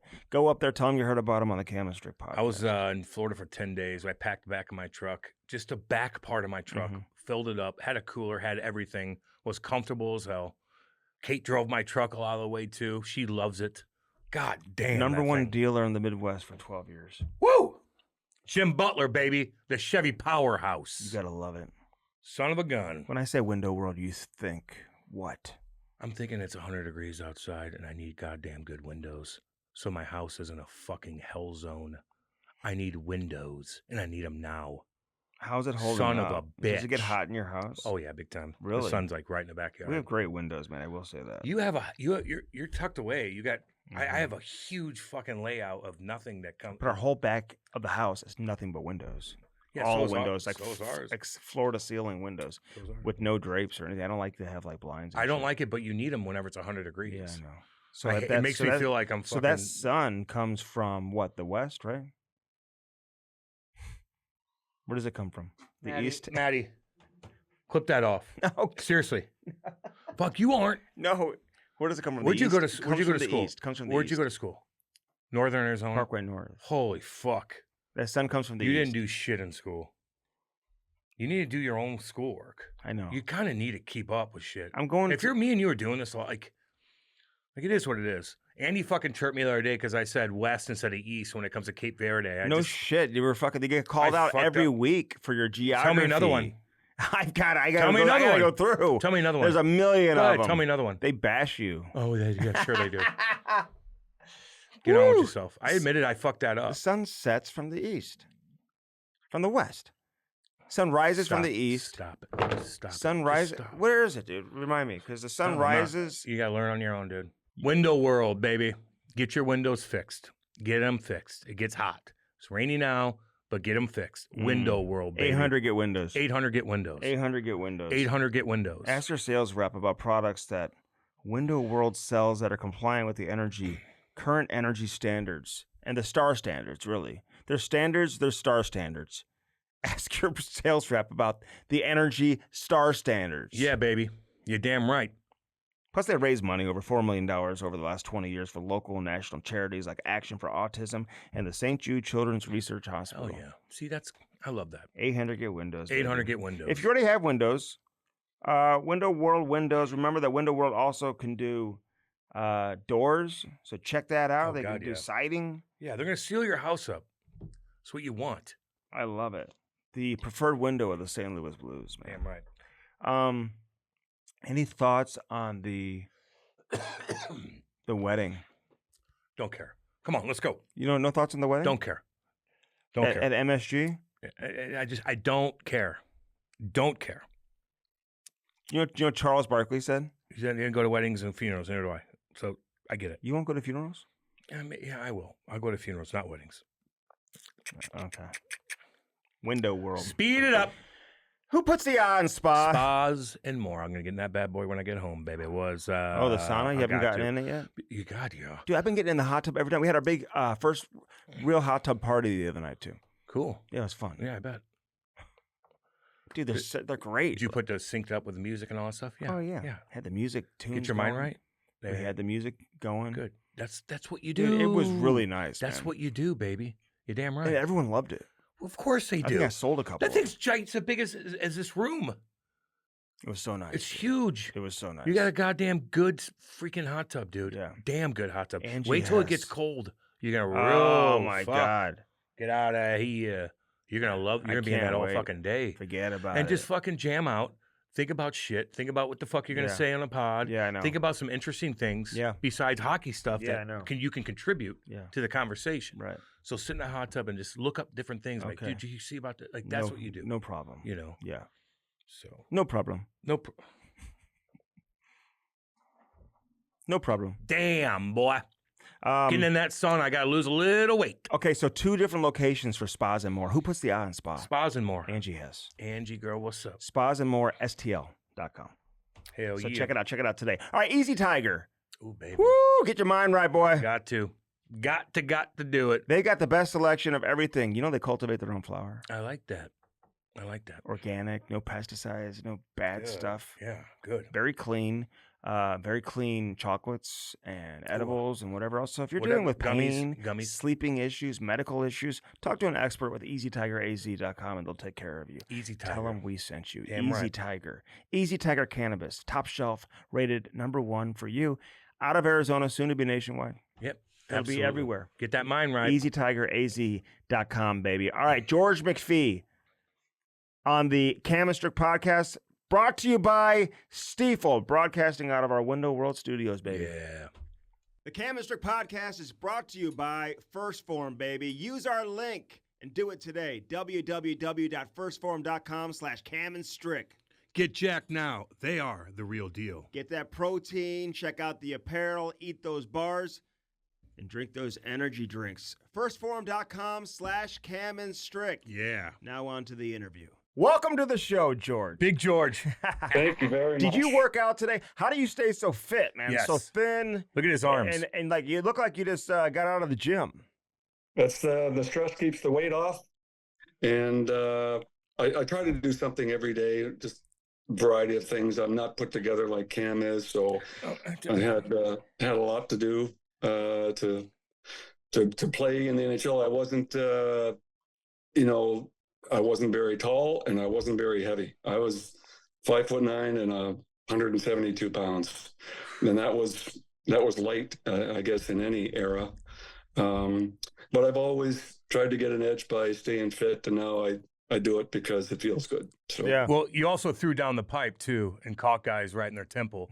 I saw your fights all damn And day Cam's today. 250. Just so you I'm know. 250 because I drank so much beer. That's just so you know. But I watch there's a ton of fights of you on YouTube still. My God almighty. I mean, you went toe to toe. You stuck up for everybody, George.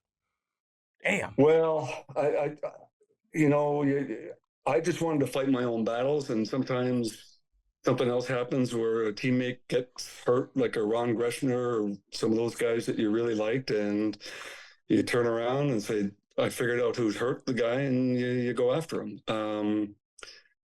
And I wasn't a real defensive fighter. It's not, I don't want to hang on. Let's just fight. Let's go. So, yeah. Yeah. I love it. I love it. And everybody respects that too, just so you know, man. Big time. How's Bill Foley's shoulder? I feel like when you're sitting next to him during the games, the cameras caught you one game, game Georgie. 3, and you were on the edge of your seat. I don't know if you punched him in the shoulder or not, you know, but like, I love the intensity. I man, love it. You know? Well, it's not the edge of my seat. It's up, down. It's all kinds of gymnastics, and it's. I want players to show up every shift. Yeah. And when they don't, you get a little agitated. And we have great players and great people, and I go too far with it sometimes. But that's who I am. I've tried to calm down in the past and be a little more, a little less emotional, a little more analytical, but it's not me. It doesn't work. And in that particular game, I think that was probably the game we were up 3 or 4-0, and Carolina came back, and I said, geez, we lose this one, it's going to be tough. But anyway, yeah, it's just who I am. I'd rather get it all out than hold it inside and have other issues. Yeah. I So agree be with honest you. with me. So after that, because you don't know the cameras are on you, maybe you do, but did you guys say, Well, hey, listen, I- stop I- showing us after that? Because they didn't show you again the rest of the series. No, I sometimes forget, and I've asked our local carriers, you know, don't put me on camera, please. And they've been great, and they don't. But when it's a national game and a national carrier, we don't have that influence. So they do it, and I guess it's entertaining for some people. I was driving home after the game, and I had my youngest daughter in the back of the car and my other daughter calling, and they were laughing at all the comments about the video that was online saying that, you know, who is this guy's drug dealer? Who is, you know, he looks like the kind of guy that yells at little kids and stuff like that. So, Oh, God. I love it. so I love it. my daughter's got a kick out of it, and it's, you know, I did it, so I own it. Well, Andy and I wrote an email to the Vegas and said that keep you on camera. So just We loved it. I'm joking. We Because didn't do that, but I love the emotion. we do. I mean, we of saw like course. Bill Zito throwing water bottles a couple years ago. I mean, They all do A it. lot of guys, you know, get fired up. I'm always curious though. Was this the plan? I mean, I don't know what you could have seen for yourself when you got to Vegas. You probably could not have envisioned what you've experienced over the course of the last 8-9 years, just in terms of the success. But did you think, like, did you go into it being like, okay, I'm going to be the long-term GM, or was that the plan to bring Kelly in, be the GM for the first year, and then transition into the role you're in now as the president?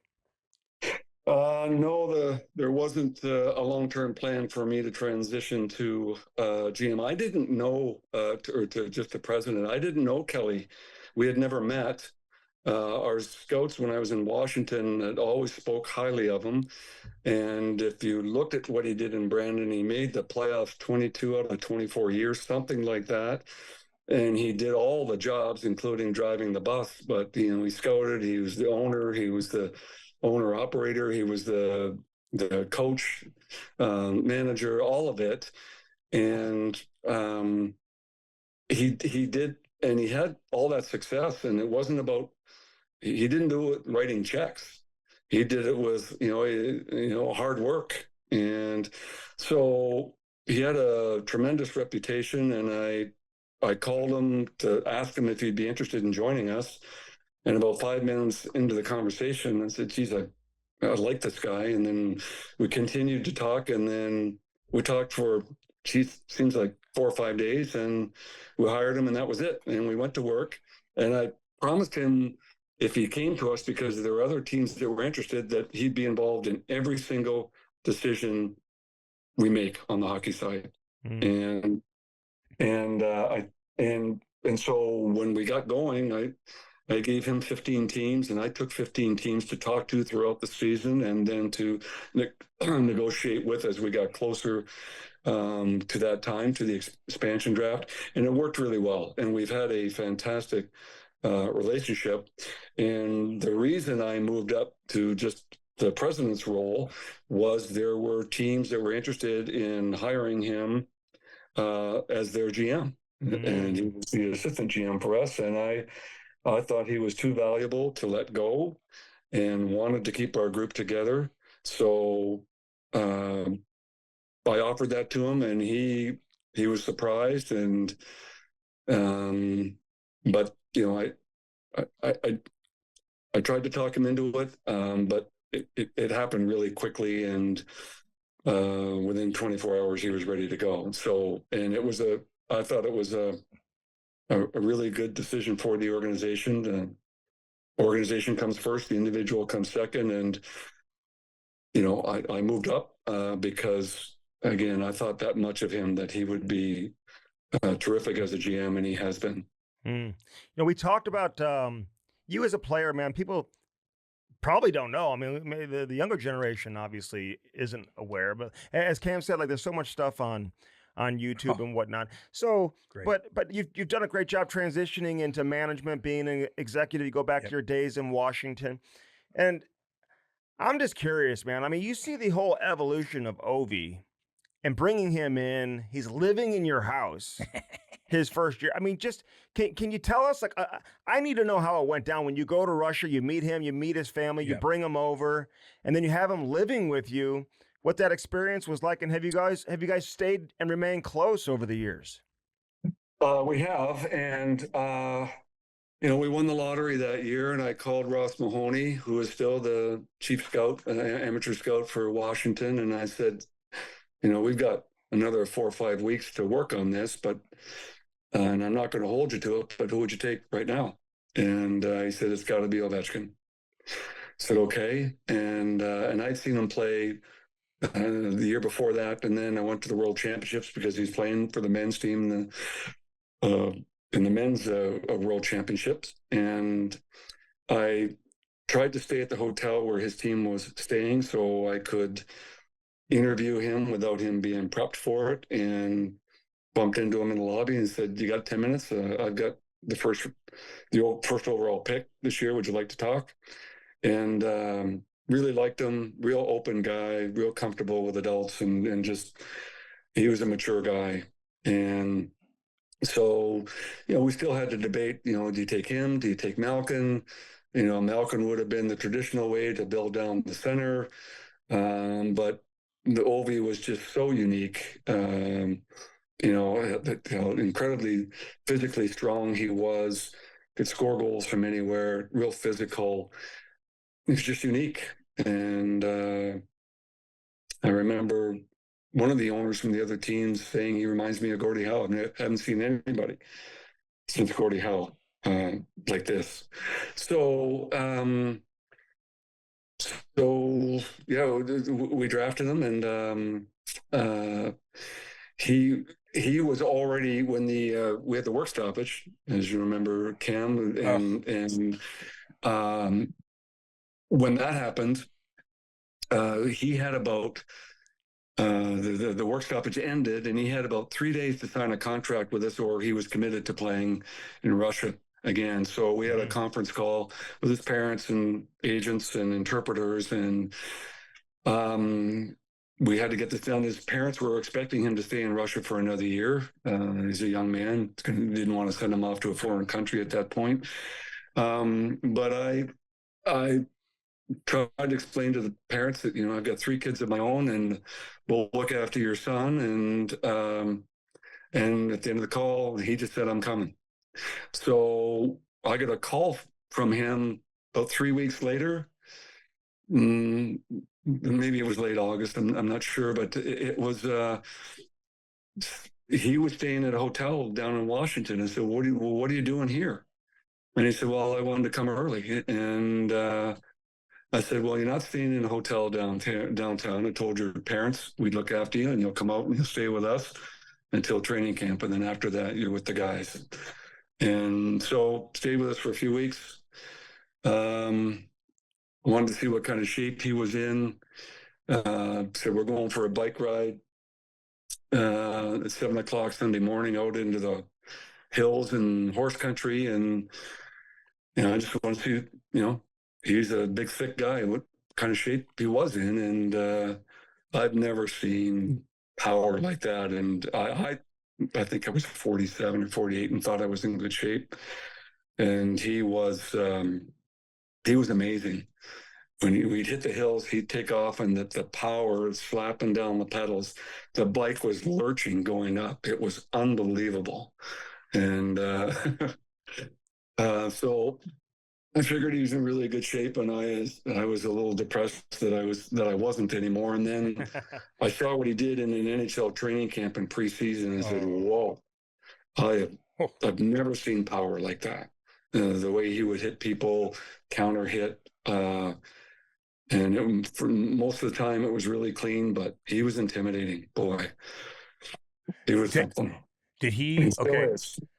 So I don't have kids, George, and anytime I go to my buddy's house, including Andy's, I'm going to sneak through their cabinet, look at all the kids' food, and take it all, like fruit roll-ups and all that.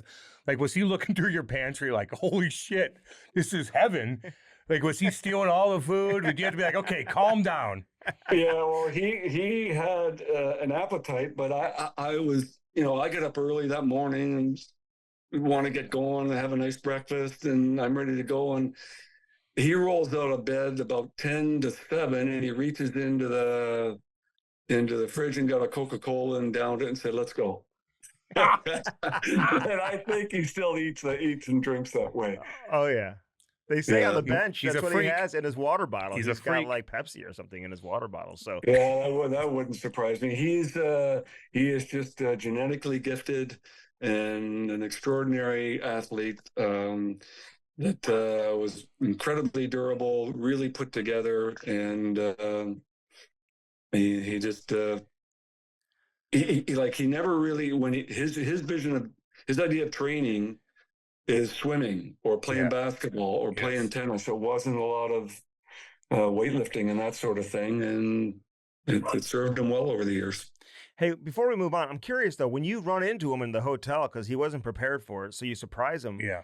Like, was the Russian team okay with you like sitting down and like essentially like looking to steal their player, or do they understand it and they were okay with it? Like, who came in and interpreted it? Like, I would imagine he didn't know any English at that time, right? You know what? No, his English was actually good enough. Yeah. And it might have been a day off. There weren't many people around, and I just was in the lobby and I saw him and I said, "Here's your chance." And went and had a coffee with him, and he was great. And that's the part obviously you can never ever overlook is trying to get a read on the personality and what kind of person is going to be inside that uniform. And because it matters. It really matters. Absolutely. And you're does. so fortunate, man. Like, I mean, Yeah. teams who get the first overall pick, you just never know who's going to be the guy in that given year. You know what I mean? Like, you may get a Patrick Kane, you may get an Ovi, you may get a Sid, but sometimes you may not luck out and you may end up with a really good player like an Eric Johnson or something like that, but it's not always like a generational talent. So for that to happen, man, that'll just completely change the franchise. But what about like watching the Russians over there playing? Like, do you look at it a little bit differently? Do you watch them and you see an Ovi do all this stuff? He's got a shot. He's hitting guys, bigger ice at times, whatever. Are you like, is there something missing that you calculate to kind of put into NHL terms maybe a little bit when you're watching these Russians over there? Well,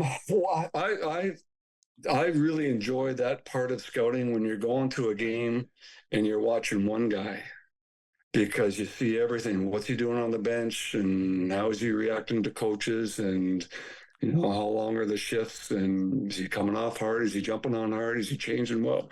All of that stuff. And I think you can get a really good read on a player doing that. It's a lot easier than going to a game and having 4 guys on this team and 5 on the other. You're trying to watch all of them. So I was really comfortable with what he was as a player. And again, I just wanted to get to know the personality a little bit. And I really trusted Ross Mahoney as a scout, and he's proven year over year over year that he finds players, he finds good players, and that's why Washington has been a good team for so long. And it's interesting because I had worked with Vancouver, and Ross had been a part-time scout for us. He was a school teacher, and then he went to Buffalo for a full-time job. And so I called him and said, why'd you go to Buffalo, and why didn't you let us know you could have gone full-time? He said, well, I didn't think there would be opportunity there, and there was here. And so anyway, when I went to Washington, I called Darcy Regier and I said, I'd like to talk to Ross Mahoney about being our chief amateur scout. And he says, as long as it's a promotion, yeah, you can. So I talked to Ross, and for the first 5 years, we didn't find any players. And said, Ross, we've got to do a better job here. So we changed everything we did, except the people. We kept all the same people, and I'm proud of that, but we kept all the same people. And everything we did after that, how we rated players, when we met, where we met, all of that stuff, we changed. And I think Washington's been one of the best drafting teams over the last 20 years in the league. They're no doubt they're top 5, but probably higher. Yeah. And their GM, who's now their president, right? You guys are good buddies. I mean, are you still friends to this day? You grew up together, right? Is that true? Like you guys? Yeah. Okay. We met when we were, I think the first, Brian moved to Guelph when 11 or 12 years old. And that's when we met, and we ended up playing a lot together over the years. We won a Centennial Cup with the Guelph team. And then we went to Bowling Green. We were roommates there. And then, he played longer than I did. Then I went to law school and got the opportunity in Vancouver. And then when I got the job in Washington, I talked to him about, can you come on and just do some scouting for us from Minnesota? And he was good at it, and then promoted. And he deserved to be a GM of that team and won a cup. So it was a good choice. Yeah. So I was going to ask you, when you drafting players and you're interviewing them, like, imagine you got a guy, he's got all the tools, and all of a sudden he sits down and maybe he's a little cocky, or maybe he's a little, like, does that change your view of him? Maybe the personality's not there. Like, it's tough sometimes when you get an interview. I remember going down, Lou had his glasses down, Lou Lamoriello, and I'm like so intimidated. So sometimes you change the way, your attitude is and your personality. So how do you evaluate that? Well, by the way, you had one of the best lines I've ever heard when talking about Lou. He's the most intimidating 145-pound man you ever meet. That was a great line, because it's true. What I've found recently is that most of the kids are outstanding, like really good kids. It was different 20 years ago, or 25 years, 30 years ago, when we first started doing this, first started doing the combine and everything else. So there aren't many that I eliminate as a guy we'd want. And so that's, if we interview 100 kids, there are probably 95 or 96 that they're good kids, no issues. Yeah. And that's the way I look at it. And it's also interesting, I like to go to the combine just to look at the players' physiques, like, and look at it and sort of say to myself, like, is that body kind of hold up in this league for the next 15 years. And we've got all the sports scientists and everything else, strength coaches and so on. And I remember Jack Blatherwick was working for us, and he worked for Herb Brooks in when they won the gold medal, Lake Placid. And then Herb brought him to New York. And he was way ahead of his time. He was one of the sports guys, sports scientists, and he was doing all of the tracking how people skate and everything else, and the speed and where you have to be on the graph to be in the NHL, because all the people outside of this bubble aren't in the NHL. And I asked him, can you come and take a look at these guys and tell me what you think? And he said, I can, but I'm not going to eliminate any of them. He said, you know, I can get you all the data on them, but you've been in this business a long time. Trust what you're looking at. Trust what you see. And because that's as valuable as all this data we have over here. So that's why I like going and certainly look at the data, but I just like looking at that body and saying, boy, this is going to take a lot of work for this young man, or this guy is, you know, he's put together pretty good, and all of that stuff. It's a lot, man. Hope that makes sense. I'm just curious what you would think if you saw me walking. Well, if you saw Andy walking, he wouldn't even be a trainer. Can he withstand the next 15 years? I like how you put that. Can he give out sticks? Hey, so I love, listen, Ovi, he'll forever change that franchise in Washington. And I'm curious, like Vegas, man, you guys have been so good forever. Damn good. And I know you went to the Cup final in the first year, but who's that guy for Vegas? Like, who is your version of Ovi, who has just completely changed the franchise when he got there? And, you know, I don't want to separate him from the rest, but you know what I'm saying? Like, who's that guy who's been the leader for you guys? Well, I'm not sure we have just that guy, and I think that's been the strength of the team. When we got there, you know, everybody was getting a second chance, management or coaches or players, and we had no hierarchy, and we didn't have a captain. Everybody's going to be a captain, and this is the way we're going to operate. And for a while there, that, you know, that the players really liked that there was no hierarchy. Everybody gets treated the same. And the logo is the face of the franchise is what we were saying. So, and that's how we've operated. We've had a lot of good players. And our strength has always been rolling 6 defensemen or rolling 4 lines. And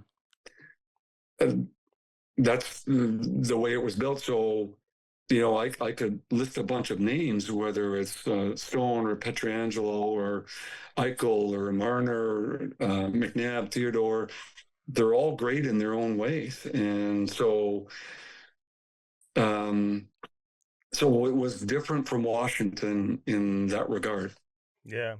No, that makes sense. Mark Stone, for sure. I knew you were going to mention him, of course, among other players, you know. But Marner comes on board. I mean, it's just like, it's always interesting how people view a player. How did you view him before he got there versus how you view him now, getting to know him?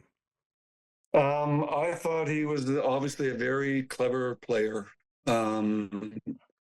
Really smart both ways. He's so good defensively, and that's what we all really like in players. You know, they can generate offense and they can play really well defensively. You know, 200-foot players, and he's even better than we thought defensively. When you study him, boy, he's smart, and every time he touches the puck, you want him handling the puck because he always does the right thing with it. And I thought he was a star this year. I just thought he was so good for us. You know, we lost Carlson early, and we ended up putting Mitch at center ice. And he, to my knowledge, he never played center in junior and hadn't played center in the NHL. And he played center and was really good. He was really good defensively. He generated offense. And he was pretty special for us and really pretty elite in the playoffs. And unfortunately, we lost Carlson in the Carolina series, and that threw that line off, because that line was probably our best line, Howden, Carlson, and Marner. Yeah. But the other things I've learned about him is that he's really a good teammate. He looked after some of the guys on the Henderson team. He met them in training camp, and Henderson's 20 minutes from where we are, and that's our American League team. And he would invite these guys over on a regular basis for a meal, to play golf. He treated everybody the same. When he first got there, he bought a bunch of tickets and took the whole team to a Raiders game, and was really good about getting the team together. And I read what Craig Berube said about him the other day, about how he talks on the bench, how he's really involved in the game and involved with what other guys are doing in the game and talking to them. And I forget how he described it, but he was their emotional leader, and he certainly was that with us too. I love it. I love it too. I love hearing that. When Bill Foley comes out and said, like, you're just starting out, and he's like, hey, we're gonna make the playoffs in 3 years, and we're gonna win the Stanley Cup in 6 years, and then you end up getting to the final in year one and winning it all in 5 years. But like, what? He's dead serious when he said that, correct? I mean, he meant it. So what's your reaction to it? Well, I was hoping he wouldn't say stuff like that, but yeah, I said, then, if we get to year 6 and don't win a cup, people are going to hold you to it. And but what I've learned about Bill is that he sets the bar high for all of the people that work for him, and he's involved in a lot of different ventures and businesses and so on, but it's not unattainable, and he wants people to try and overachieve. And it happened. We overachieved, and we continue to overachieve, and that was a very valuable lesson with him. And it's interesting, when he interviews somebody, he makes a decision in 10 or 15 minutes. And if it's right, he keeps going with them. If it's not, he makes a change. That's it. So, yeah, a pretty amazing man. Yeah, really we had a great conversation. Guy. Yes. You hang out with him in Montana. You go out to Montana with him. I mean, have you been out there to the ranch? I mean, and hung out with him out there? I mean, he's very interesting, Yeah. Yeah, he has a fascinating mind, and running businesses is what drives him. Because I said, boy, if I had your money, I'd be so far gone. And he's the opposite. He's buying more sports teams. He's involved in all kinds of different ventures, and that's his thing. He's good at it. He said to me at different times, he said, I can run a business in my sleep. I like doing this, and it's what he does. And we've learned a lot from him. And again, it's what keeps him going. He likes the action. So, and needless to say, it's worked really well for him. When you let Bruce Cassidy go, like with 8 games to go, like, is that a collective decision? Does everybody talk about that collectively? And you've been around for a long time, and I know how you feel about people and whatnot. Like, was that a tough decision, or was it something that you knew you had to do based on who you were going to bring in? Because it obviously worked. I mean, you got to the Stanley Cup final, so I don't think anybody can really criticize the decision other than maybe feeling for Bruce Cassidy. But with all that being said, like, as an organization, did that one catch you off guard, or were you guys all like on the same page with that? Well, it's basically Kelly and I making the decision, and we talked about it a lot in the month leading up to when the decision was made. Mm-hmm. It was hard because it was Bruce, and I've worked with Bruce twice. I hired him in Washington and really enjoyed him. And that was a tough team to coach in Washington at the time. There were some big personalities, and it wasn't easy for Butch, and it's probably a little too early when we brought him in. But he's turned out to be a tremendous coach, and we brought him in. He won the Stanley Cup for us.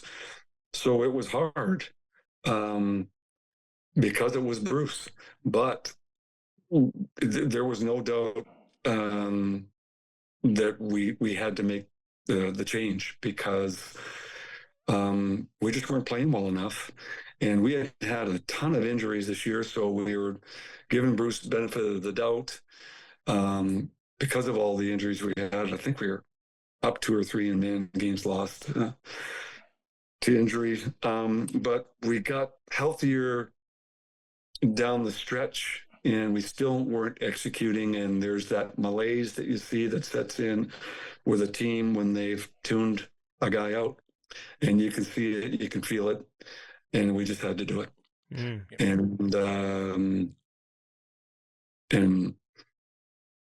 it worked. We had to do it, and we're not going to look the other way on things like that ever. And we made the decision, and we had talked about a couple of guys, and Torts was certainly one of them. And I played against Torts enough to know that he's a real good coach in the playoffs. I liked the adjustments he would make in game or from game to game. It was really interesting. You know, you pick out some of our weaknesses and see how he's going to exploit them as the series goes on, and see how he's compensating for some of the weaknesses he has in his team. It was really a neat thing to observe. And so I was 100% on bringing him in, and Kelly and I discussed it and both agreed it's time. We have to do this. I did enjoy Kelly's post-season press conference when he was getting asked about the fans. Hey, they did a poll and all the fans hate the Vegas Golden Knights. And he's like, well, they're jealous of us. We get all the guys. And Jack Eichel. And I looked at that like, the more people that hate you, the more I like you. You know what I mean? I'm the complete opposite of that. So I thought it was fantastic. Well, I remember when Bobby Orr would play in Maple Leaf Gardens and all the Toronto fans would boo him. Exactly. And the kid was from Perry Sound. It's just up the road. And, you know, it's a compliment in some ways. Absolutely. You know? Oh, it's a compliment for sure. For sure it is. Yeah. Could you run a team the way you run Vegas? Like, could you do that with another team, or is it a little bit different considering it's an expansion team and it's doesn't have a lot of history there with fans and whatnot, and so now they're just used to winning, and they understand how you do business. You're constantly looking to win, constantly looking for an edge. Do you think, because other people like around the league, they say, hey, we're going to try to do what Vegas is doing. Do you think that's going to be more of a challenge to do that in a traditional market? That's a really good question. I've never thought about it that way. Is Vegas different in that regard? Because it's Vegas and because it was an expansion team. I do think you could do it elsewhere, but it's a lot easier when you have the clean slate. And I remember, you know, said to Kelly, we should go interview some guys that had success as expansion GMs. And we met with Doug Risebrough, and we met with Bob Clark, and they were terrific in explaining things. And Clark was saying, you know, make this, you make sure that you make this a great place to play, treat the players right. And he said, this is your opportunity to get everything. He and Risebrough both said the same thing. This is your opportunity right now to set the template for how you want to operate. And these guys are going to buy in because some of them may not have had this kind of chance or gotten another chance like this. And so it was really neat there were certain takeaways from both of them that we implemented when we put it together. Like Risebrough said, you know, be on the lookout for unknown surprises. You know, there might be some guys out there with teams that they're going to make available in their household names, but try to find the guy that nobody's heard of that's going to be a really good player. So William Karlsson comes to mind. First guy that comes to mind, right. for sure. Marchessault, those type of, although Marchessault had scored some goals, but still, no one saw him becoming the guy that he was for you guys, you know? Yeah. So So we did that, and there was a point when, sometimes you can do all the research you want, but things happen fast. And Bill Foley, they got the franchise on a Wednesday. I sent him my resume Friday. I got a call from him Sunday, and I was in front of him on a Tuesday. And by Saturday, we were done. And so, you're not quite sure what you're getting into, but we're about 3 months into our first year when we were putting everything together, maybe 4. And it happened for both, like, Kelly and I both sort of looked at each other one day, and I think we were thinking the same thoughts. Like, if we do our jobs as management, we can win here. And there are some teams that can't say that, for different reasons. But we looked at everything and we said, this is a real easy place to live. The practice rink is in a nice area, and everybody lives within 6 to maybe 10 minutes. The game rink is between 15 and 18 minutes away, and the airport's 5 minutes from there. You don't get that in many NHL towns. You can go long distances to different things. The climate was right. The tax situation was right. The entertainment situation, these guys can go to any entertainment, any bands, any concerts, whatever they want to see. And now it's become a sports town with all the other teams. We have a beautiful new rink to play in. The owner's got the resources to make this work and to give us whatever we want. And he's done that. Like, when we needed something, we get it. So, in the fan base, they bought a lot of tickets, so it's all there. So let's do this right. And if we do our jobs, we can win here. And we did that. And now this franchise is worth a lot of money. It's a destination for a lot of players or coaches, scouts, you name it. A lot of people that have moved on from our organization still have houses in Vegas. Yeah. And we succeeded in making it a place that people want to play. And that's really, really, Bob Clark was really emphatic when he talked about that. Make it a place that people want to play and treat them right. And George, like, no matter who I talk to, like, even guys that didn't spend a long time there, like a David Perron, Paul Stastny, Ryan Reeves, these guys, they all rave about how they're treated, how the families are treated, how the wives are treated. Yes. Like, they're in practice and they come out and their car's detailed. It's like there's little things. Their free like car that. that they get drive for free. All that. And the practice facility is amazing too. My son had a hockey tournament out there last summer. I got to see it, firsthand, and being there obviously this year. Oh boy, you should have said hi. I know. Were you? He would have if he saw you. You were in Martha's Vineyard. Oh, okay. You weren't there. Maybe you weren't. Maybe you were. We can't afford that, Georgie. Hey, I got to ask you this question though. Like, and I hope you understand how I'm asking it, because I'm curious.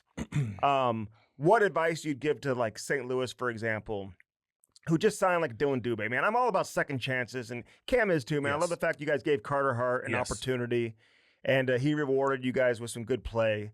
And people are going to be critical of that signing with you guys. They're going to be critical of Dylan Dubé coming to St. Louis. They got to know him. He performed very well. They like what they have discovered in terms of getting to know the person. So, do you just kind of brush it off and just let people say whatever they want? Or, what would you tell, like, a team like, because St. Louis is going to give this kid another opportunity, and he's earned it based on, how he performed on the ice and what they've learned from him off the ice. Well, I go back to, you can't stop young people from being young, right? They're going to make mistakes. When I think George Bush, former president, said, "When I was young and reckless, I was young and reckless." And there's a big difference between someone who might be a bad seed and a young person who made a mistake. And if we start canceling good people who made a mistake, it's not the right thing to do. And, you only get a bigger problem if, just imagine some of these good kids that made a mistake and people forgave them for it and they moved on and they turn out to be really good adults. And I just don't believe in canceling young people like that, because they can become a problem if they get canceled and now there's no hope and there's nothing out there for them. They could go the other way for a long time, and then that's a problem for, the community or the city or the state. So there are differences in things that happen, and we're willing to give young people who make mistakes a second chance. And God help us if we ever stop doing that. Damn right. And he's not the first player that's No. gotten a second chance either. I gotta ask you- There's been a lot of guys who have. I got to ask you though, when you do first start off in Vegas, some of these young kids coming in, you don't know the players that well. You know what I mean? Are you like, okay, there's a lot to do in this town. Are you keeping an eye on them? Like, I remember Lou, like, I think he had a tracking device on me. Every time I came in the hotel, he knew where I was. Like, so, oh yeah, which is good for me. And other players and too. other players too, trust me. Tracking device. Like, are you watching them? Are you keeping tabs? Like, how does that go the first couple years? Well, that's the really good observation. It's exactly what we were thinking about. And the NHL usually has one security person per team. They gave us two because it was Vegas, so that was a good start. But we ended up hiring a former homicide detective and the guy who's done Homeland Security and everything else for the White House and for the U.S., and he's just an outstanding person. And so we hired him full time, and he's around at all times.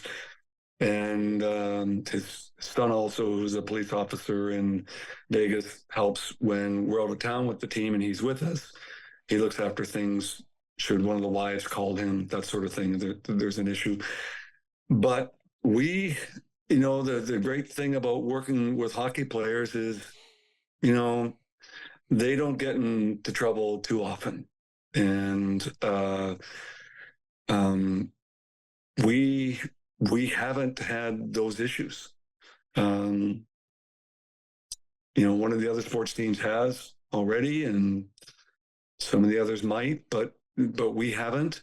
And again, it comes down to really trying to understand who you're bringing into the organization, and again, who's in that uniform. And we've always had really good leadership, and Derek England was probably our de facto captain the first couple of years, and he knew Vegas, and everybody went to him with questions, and he was he warned them about certain things, and was just outstanding for our franchise, even after October 1 and everything else. He was doing stuff offline and helping people through that thing that, he knew people. So anyway, Cam, that's a long-winded answer, but really, we just haven't had those issues. Good. Yeah. Yeah. Leadership. A few more things for you, man. You've been great, and You've been awesome. Appreciate George. everything. Well, You're listen, awesome. yeah, I was worried about this interview, but you guys have been great. Okay. Well, how about this one? So you guys lose a second round. You lose a second round pick, and you get fined $100,000. Hey, was that blown out of proportion? Were you pissed as a president at somebody internally for that to happen, or was there a misunderstanding, and were you guys wronged by the fine and the draft penalty, or do you feel like you earned that or deserved it? We were wrong, and on a couple of matters there, and Torts was wrong in not doing it, and He deserved a fine, and we deserved something. I thought the second round pick was too high, and we've appealed it, and we've had our conversations since. But that's the decision that was made, and it shouldn't have happened. We just won a series. Everybody's happy, and Torch decided to blow off the press conference, and unfortunately, Kelly and I didn't know about it until Kelly was on the bus, and we were on the way back to the hotel when he heard about it, and then I heard about it the next morning on TV. So anyway, that shouldn't have happened, and we paid a price for it. Yeah. And I like what you said about Derek Englund too, by the way. We had him on. He was unbelievable when he came on with us. Was that the plan all along, to not keep Torts beyond this year, or were you just evaluating throughout the course of the remaining 8 games and then the playoffs, and then you came to that decision? You wanted to bring up the coach from the American League. Like, how did you come to that conclusion to move on from Torts and, elevate your American League coach? We were wide open to having Torts return. The trouble was we had a young man in Ryan Craig, who has been with us from day one and has really developed into a terrific coach. And we decided at the end, we didn't decide beforehand, we decided at the end, what's the best way to go here? And I was for Ryan Craig, and so was Kelly. I feel like it's a similar situation to where if you don't elevate Kelly McCrimmon, somebody else is going to hire him, and now you're going to lose him. And if you don't elevate this coach, somebody else is going to hire him. So it comes back to what you said earlier in our conversation about what's best for the organization moving forward. Is that fair? Right. And there were teams calling on Ryan to talk to him, and we said, well, let's get through the playoffs, and then we'll have that discussion, because he's homegrown and we may want to keep him here. So people were aware of that. But that's a good analogy. Yeah. Do you ever look back at your life and say, God, how much money I could have made if I stayed in Wall Street? I think you did okay. You never know. Shit. That was a really interesting time, working on Wall Street for a couple of summers, and then playing for the New York Rangers. But I've really, really enjoyed and feel really fortunate to be working for an NHL team. It's just, I never thought I'm almost 35 years in management now. I remember when I got my first job in Washington, hoping I could last 3 years, 5 years, and everybody seems to get compensated well in this business. I can't say that I've ever been driven by that, because I've turned down opportunities along the way for more money and so on.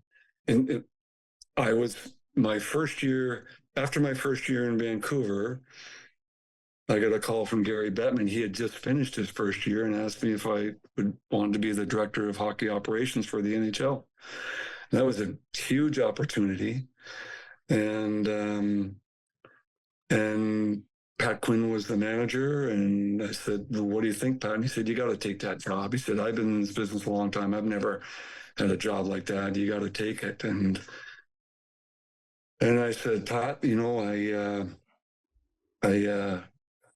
I'm really happy here right now. I'm not sure I'm ready for that. And he said, well, if you're happy here, that's different. And that was the answer. And the owner came at that time, Arthur Griffith said, we'll give you more money to stay. Said, it's not about money. You guys are paying me just fine. I'm not doing this for money. And then, Pat came to me I told him I was going to stay, and he came to me a couple of weeks later and said, I'm going to make you an alternate governor so you can attend the Board of Governors meetings, which, be a great education for you. And it really was. And that's, as things go, that's where Dick Patrick hired me to work for Washington. He said, I saw you at those meetings. I saw you sitting in the back. I liked the way you carried yourself. And I wanted to talk to you about the Washington job. So I've been really lucky, and I've worked hard at it, and I've tried to do everything for all the right reasons, and I love hockey, and it's really the only thing that I know. I know what that feeling is like. And he knows about that. Yeah, He's one-dimensional. You You're not, just so you know. You know a lot more than you think. Hey, Army came on here and he admitted, like he said the one do-over he'd like to have would be he wishes the Pietrangelo situation, it would have been handled differently, both from the team and from the player. I think that situation has got sideways. You've had a lot of prominent players who have left Vegas. Do you look at any individual player or any individual situation where you would say, yeah, I would like to have a do-over and maybe not go about it the way we did and maybe find a way to keep the player here or whatever? Besides fighting Dave Brown back in the day. Yeah, that would be a do-over. You don't want to do that. I was like throwing marshmallows at a battleship. Geez, we don't need to get that into guy. I'm sorry, George. I'm sorry. But any do-overs? not really. I could touch on a few things, but and it's always the PR around the thing, not the like Little Amarillo has always said, I'm never going to apologize for trying to win and doing the right thing as long as I'm being honest with players. Got nothing to apologize for. And so that's the way we've operated, and we've been upfront with people. And a couple of things that went sideways, we were upfront with the player and the agent beforehand. They just had a different response to it. But when it comes to Doug Armstrong, we've been real good friends for a long time when he was working for Dallas and then St. Louis, but he was second to Bob Gainey in Dallas, and I was working for Pat Quinn, and Army and I talked about a lot of things, and we became friends. Went on vacations, we went down to Hilton Head together and for the American League meetings and so on. Liked him a lot. And the Pietrangelo thing was really hard because this is a friend, and this is a really good player, and he became a free agent, and we pounced because there was no acquisition cost, and you're getting a great player and a great leader who really, really helped us become a destination and won a cup for us. So. And Army and I talked before that. We talked the day after. It wasn't an easy thing, but I understand why he'd like a do-over on it. And we've all had those in our careers. And you just hope you don't have too many. Yeah. No shit. Hey, I was talking to a GM the other day, and he said his idea, and I love it because I'm curious your take on like no trade clauses and all that. He said, I'm okay giving a player a no trade clause, but the day they ask for a trade, there should be a clause in the contract that when you ask for a trade, your no trade clause is now thrown out the window. You can't like say you want a no trade clause and then ask for a trade, and we can only trade you to like where you want to go. I think it's a brilliant idea. Players wouldn't like it, but I kind of agree with it. I just want to get your opinion on it. I do too. I haven't thought a whole lot about it, but I agree with you. Like I like the sounds of that. How you put it together would be different, but it's about fairness. We're willing to give you a no move and give you and your family security and say in whatever happens in the future. it doesn't seem fair that you can come back to us in 3 years and say, I want out. So, yeah, I hope that there's some discussion on that and something that, they can come up with in collective bargaining agreement that could address that. But I'm not going to hold my breath. But it's in terms of fairness, what's equitable. Yeah, that it doesn't seem fair that a player can do that. Mm-hmm. Hey, last thing for you. The at least for me, Cam may have a couple. I got one more, but go ahead. Bruce It's easy. Cassidy, not allowing him to interview, like, was that blown out of proportion? Like, had you done that before with other coaches? Is that something that does happen around the league and we just don't hear about it? I mean, what was the philosophy internally with that? I don't know if it happens around the league. We, at one time, Edmonton wanted to hire Joel Ward after his first year with us. And I stepped in and said, well, wait a minute, Joel. We just gave you a big break in your life to give you a coaching job.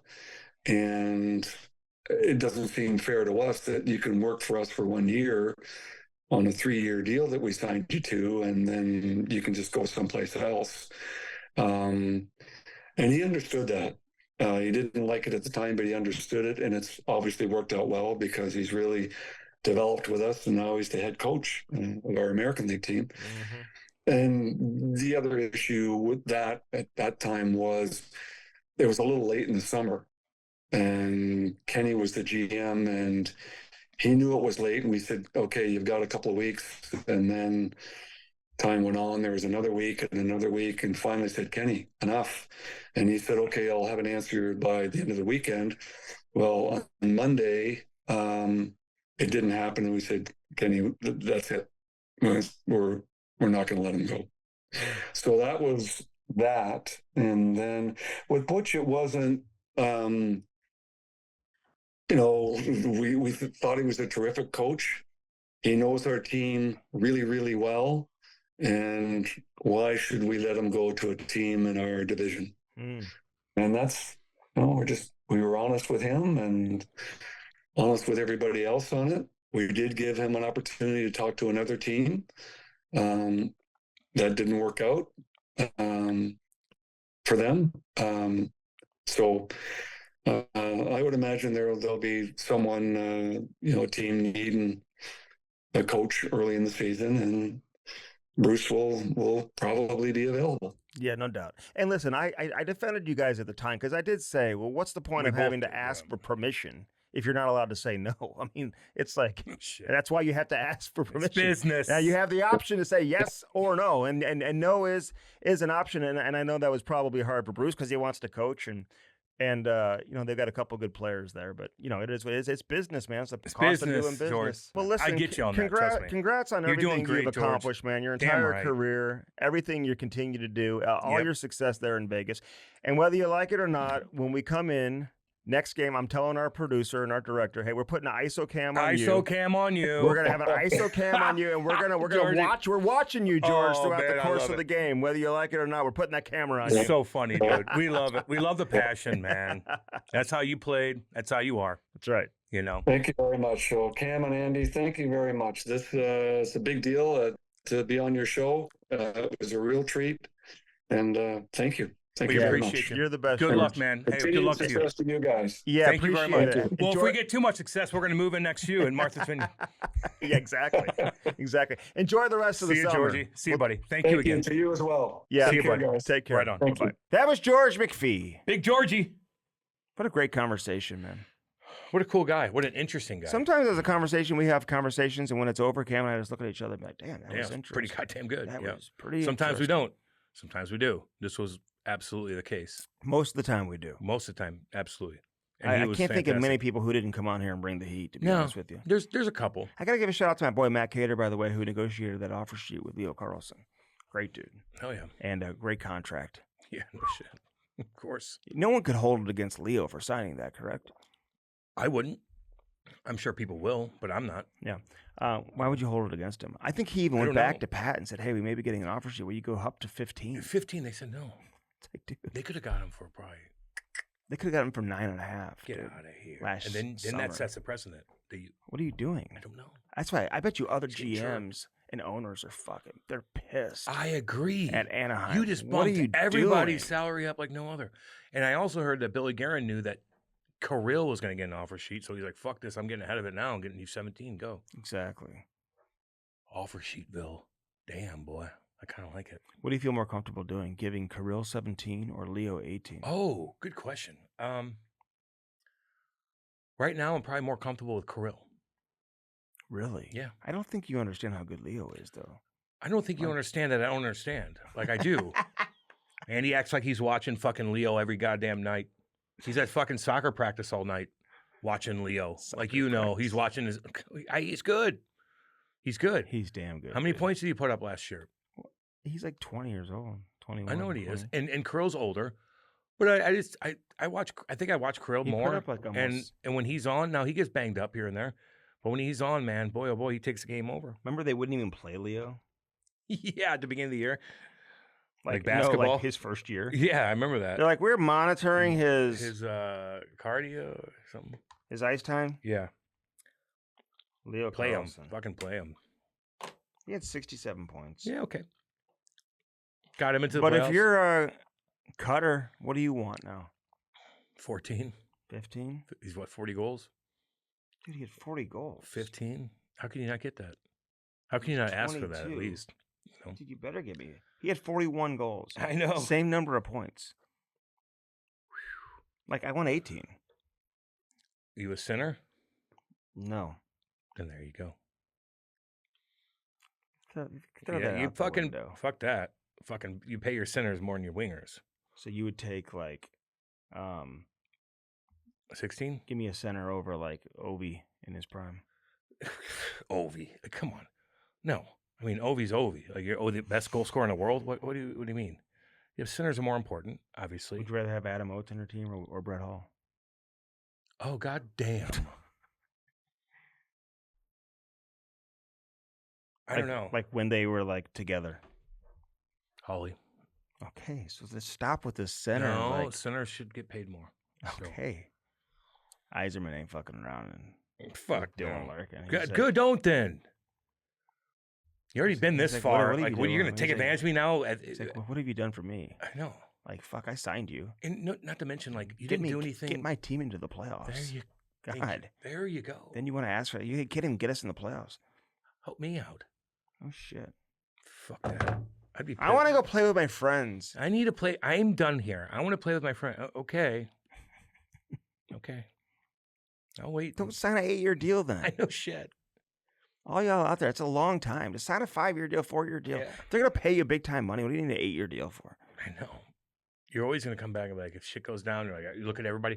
It's like, I always look at when you're a kid and you're kind of grounded and it's beautiful outside and you look outside and all your buddies are playing and they're fucking having fun. But Doesn't you have to happen stay, anymore. You have to stay in your house. It's like being on a bad team and all your buddies are winning other places Right. and getting all this attention. You're not making the playoffs. Like, fuck.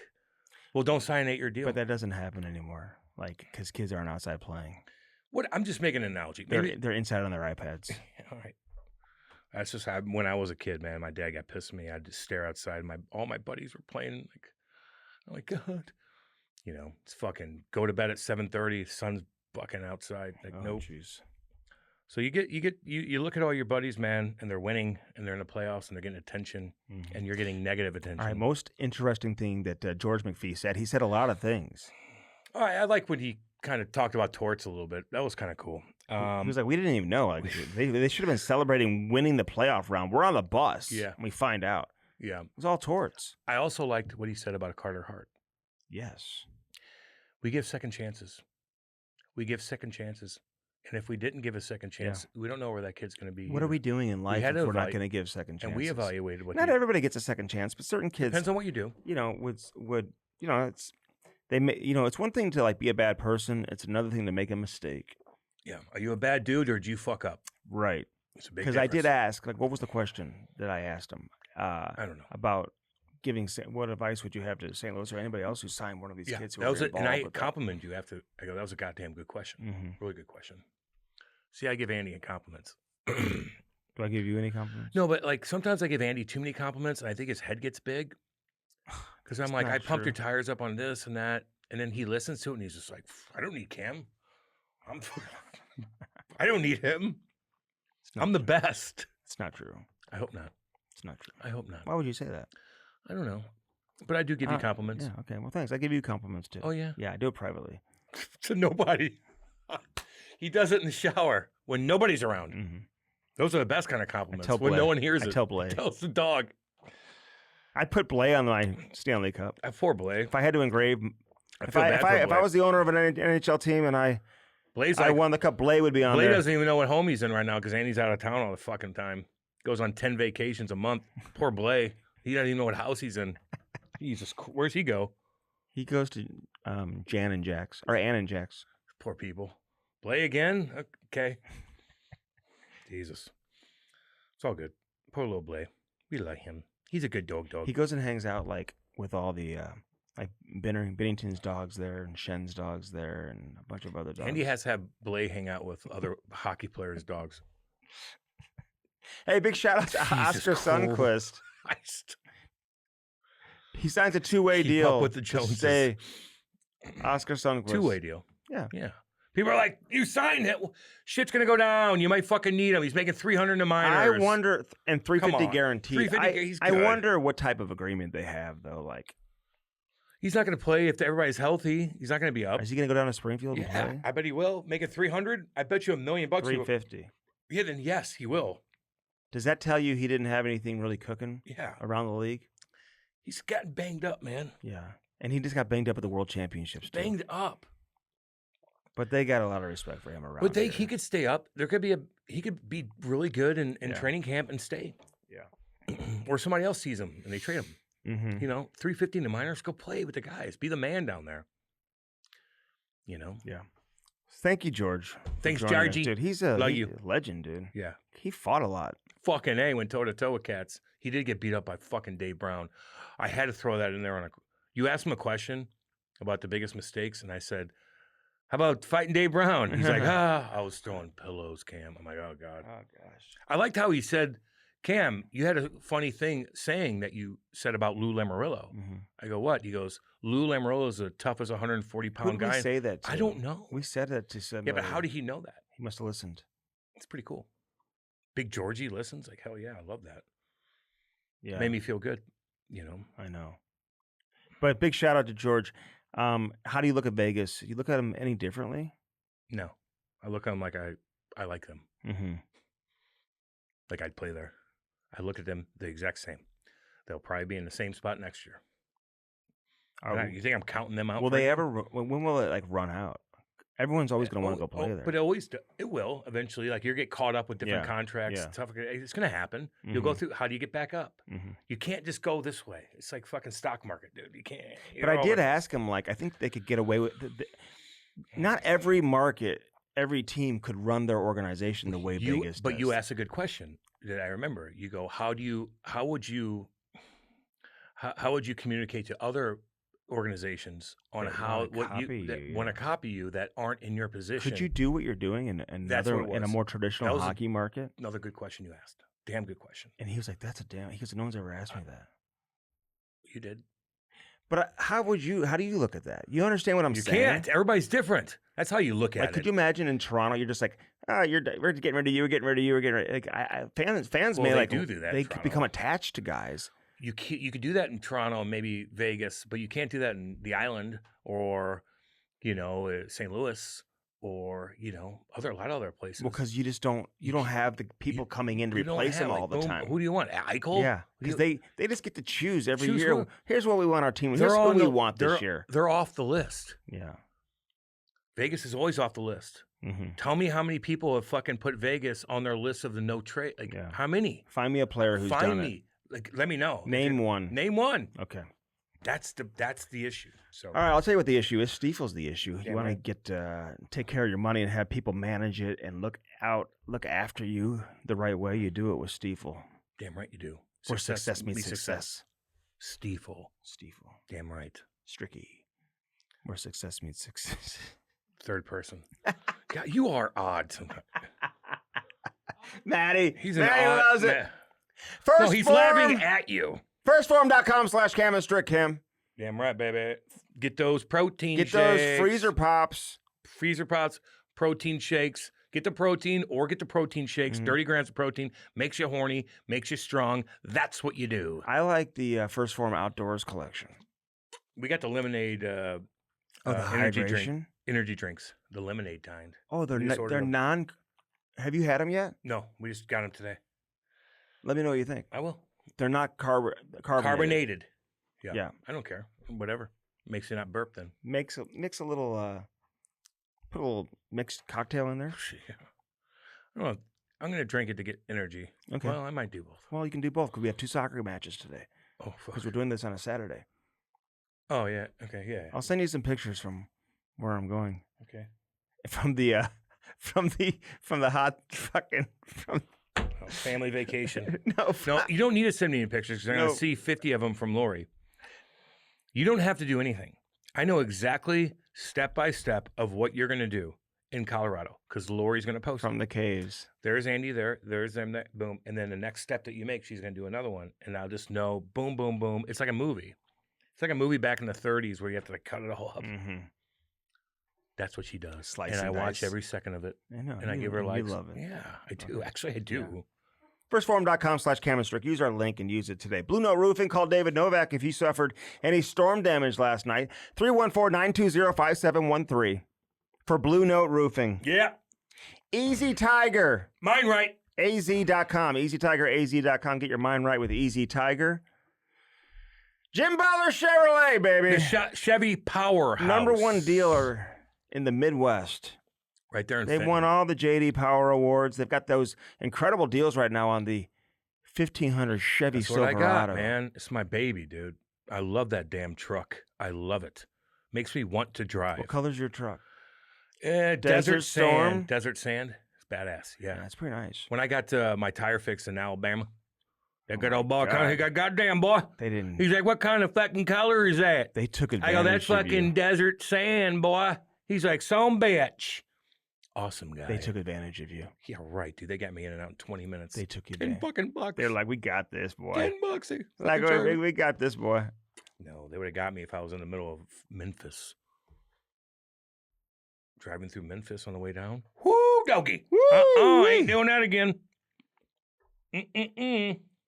Nope. I got taken advantage of the other day. I bet you did. I bet you did. Well, I had a couch moved, and a company, a professional mover, I had to have them go pick it up, and they charged me like $300 for that. That's probably the going rate, Is that the Andy. going rate? I don't know, man. It was 5 miles away. It's One just, couch. like, It took like 10 minutes. See, what you don't realize is, like, people are fucking doing so many other things, like up in Saskatchewan, like fucking grinding it. And you're bitching about moving a fucking couch. They're grinding it. They're grinding it, dude. Like, come on. I know. Be real. I know. Be a real person. No, that's right. Okay, I was happy to do Jesus. it. These kids were I was jacked. happy to too. do it. You're pissed about it. These kids were jacked too. They just lift furniture all Yeah, day they're fucking long. grinding it, dude. It's a great Pay 'em workout. It's fucking $300 it's bucks. I did. Oh, you hated fucking cutting that check out. Whew. I hated it. It's gonna be another 3 weeks Window before my World, next baby. check We are comes. broadcasting from our Window World studios. 800 get Windows. 800 get Windows. 800 get Windows. 800 get Windows. 800 get Windows. 800 get Windows. The star standard efficiency you find Hot as fuck. Gotta with get them. Window World. You gotta get new windows. They have great content, by the way, on their Instagram. Yeah, too. check them out. Check out JB Window and World. the whole Yep. crew. My Great people, job. baby. All Damn their right. social media people do a great job. Yeah, they do. I love it. They're interesting. Yeah. Who puts the on spa? Spasmore. I'll be getting that some bitch. I gotta cut some weight in front of people and cameras. Will that help you lose weight? God, yeah. The sauna? Fuck yeah. Take a bike in there like Chief does. Okay.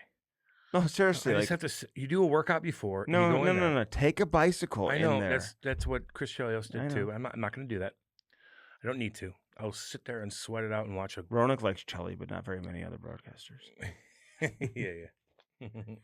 In reality, I actually know who he's talking about because Of course, I think we all do. Okay. Because I had a bunch of messages and they're like, Yeah. da-da-da. I'm like, yeah, that's it. Okay. Come on. And again, David Novak, 314-920-5713. And we hope everybody's safe. There's a lot of flooding Yeah. going around Yeah. and a lot of stuff. Yep. You see how clear the water is in Japan? Have you seen any of these pictures that are So anyway, guys, going on we in love Japan? you. The water is so We clear. love you. That is on my bucket list now to go to Japan. Fuck yeah. far. You can get cheap flights out of LAX, dude. Far. How long's the flight? Oh. 12, 13 hours from LA? Oh, shit. From LA? Shit. I probably 15 to 20. Because it's only 12 hours from Yeah, but LA to you're not in LA. to New Zealand. You're not in LA. You're in fucking Missouri. It takes you 5 hours to get to LA.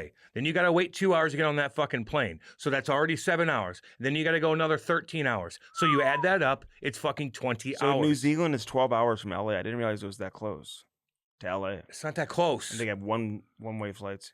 LA's 5.5 hours away. LA's far. Mm. And then, you go through the fucking Pacific Ocean, man. Yeah. It's far as shit. You're Okay. over the water a long time. All right, listen, have a great time in New York. Pay attention. I will. And No, come I- back I and be will. better I will. I'll than you be are today. better. No, I wish you all the best and have fun there. And Cool. I'll be in touch when we're in Colorado. Send me pictures. Hey, the following episode, not this week, but the following week is going to come out on like late Wednesday. That's fine. Yeah. Just so you know. Yeah. Because And he's got to go on vacation. we are just, it's one last refresher before we get ready to Okay. grind, boy. That's fine. That's fine. Because there's going to be So some Wednesday, grinding sorry coming about up. that. Yeah. All good. Yeah. No big deal. Yeah, because We'll do it. And just like we're here today, doing it today. 'cause you're Exactly. listen, It's the way it goes. family first. This is not a- Cam got mad at me. He said, "You don't need another vacation." he doesn't. I the only haven't been reason- on one. You just went down to Dominican To Republic. Buffalo. Yeah, that was with just the wife, not with my kids. Kids travel everywhere. Get out of here. I get invited to an NHL thing, and Andy doesn't get. Now he has to go on a vacation. It's unbelievable. That's Like, and not then how it you blame works. me. Like, isn't this like a business thing, That's dude? not how it They're works. fucking paying for me to go. Like, it's a business. This is Mm. not like I'm just getting up and going because I need to go. So you put the fucking shit on. Like, we could have done this week. I put the on spa. You baby. put the on spa. I know I did. Everybody, all Love you y'all, guys. enjoy. Love you, dudes. See you, dudes. Thanks for the support. Bye.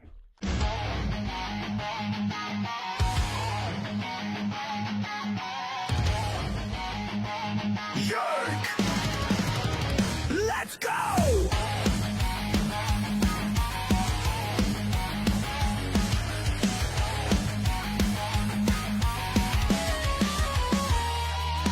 Cam's a shit kicker, 2 bombs in the lead. Soul Dragon crew, there's no time for fatigue. And he's a shit talker, stirring up the show. Never played a shift, but he's ready to go.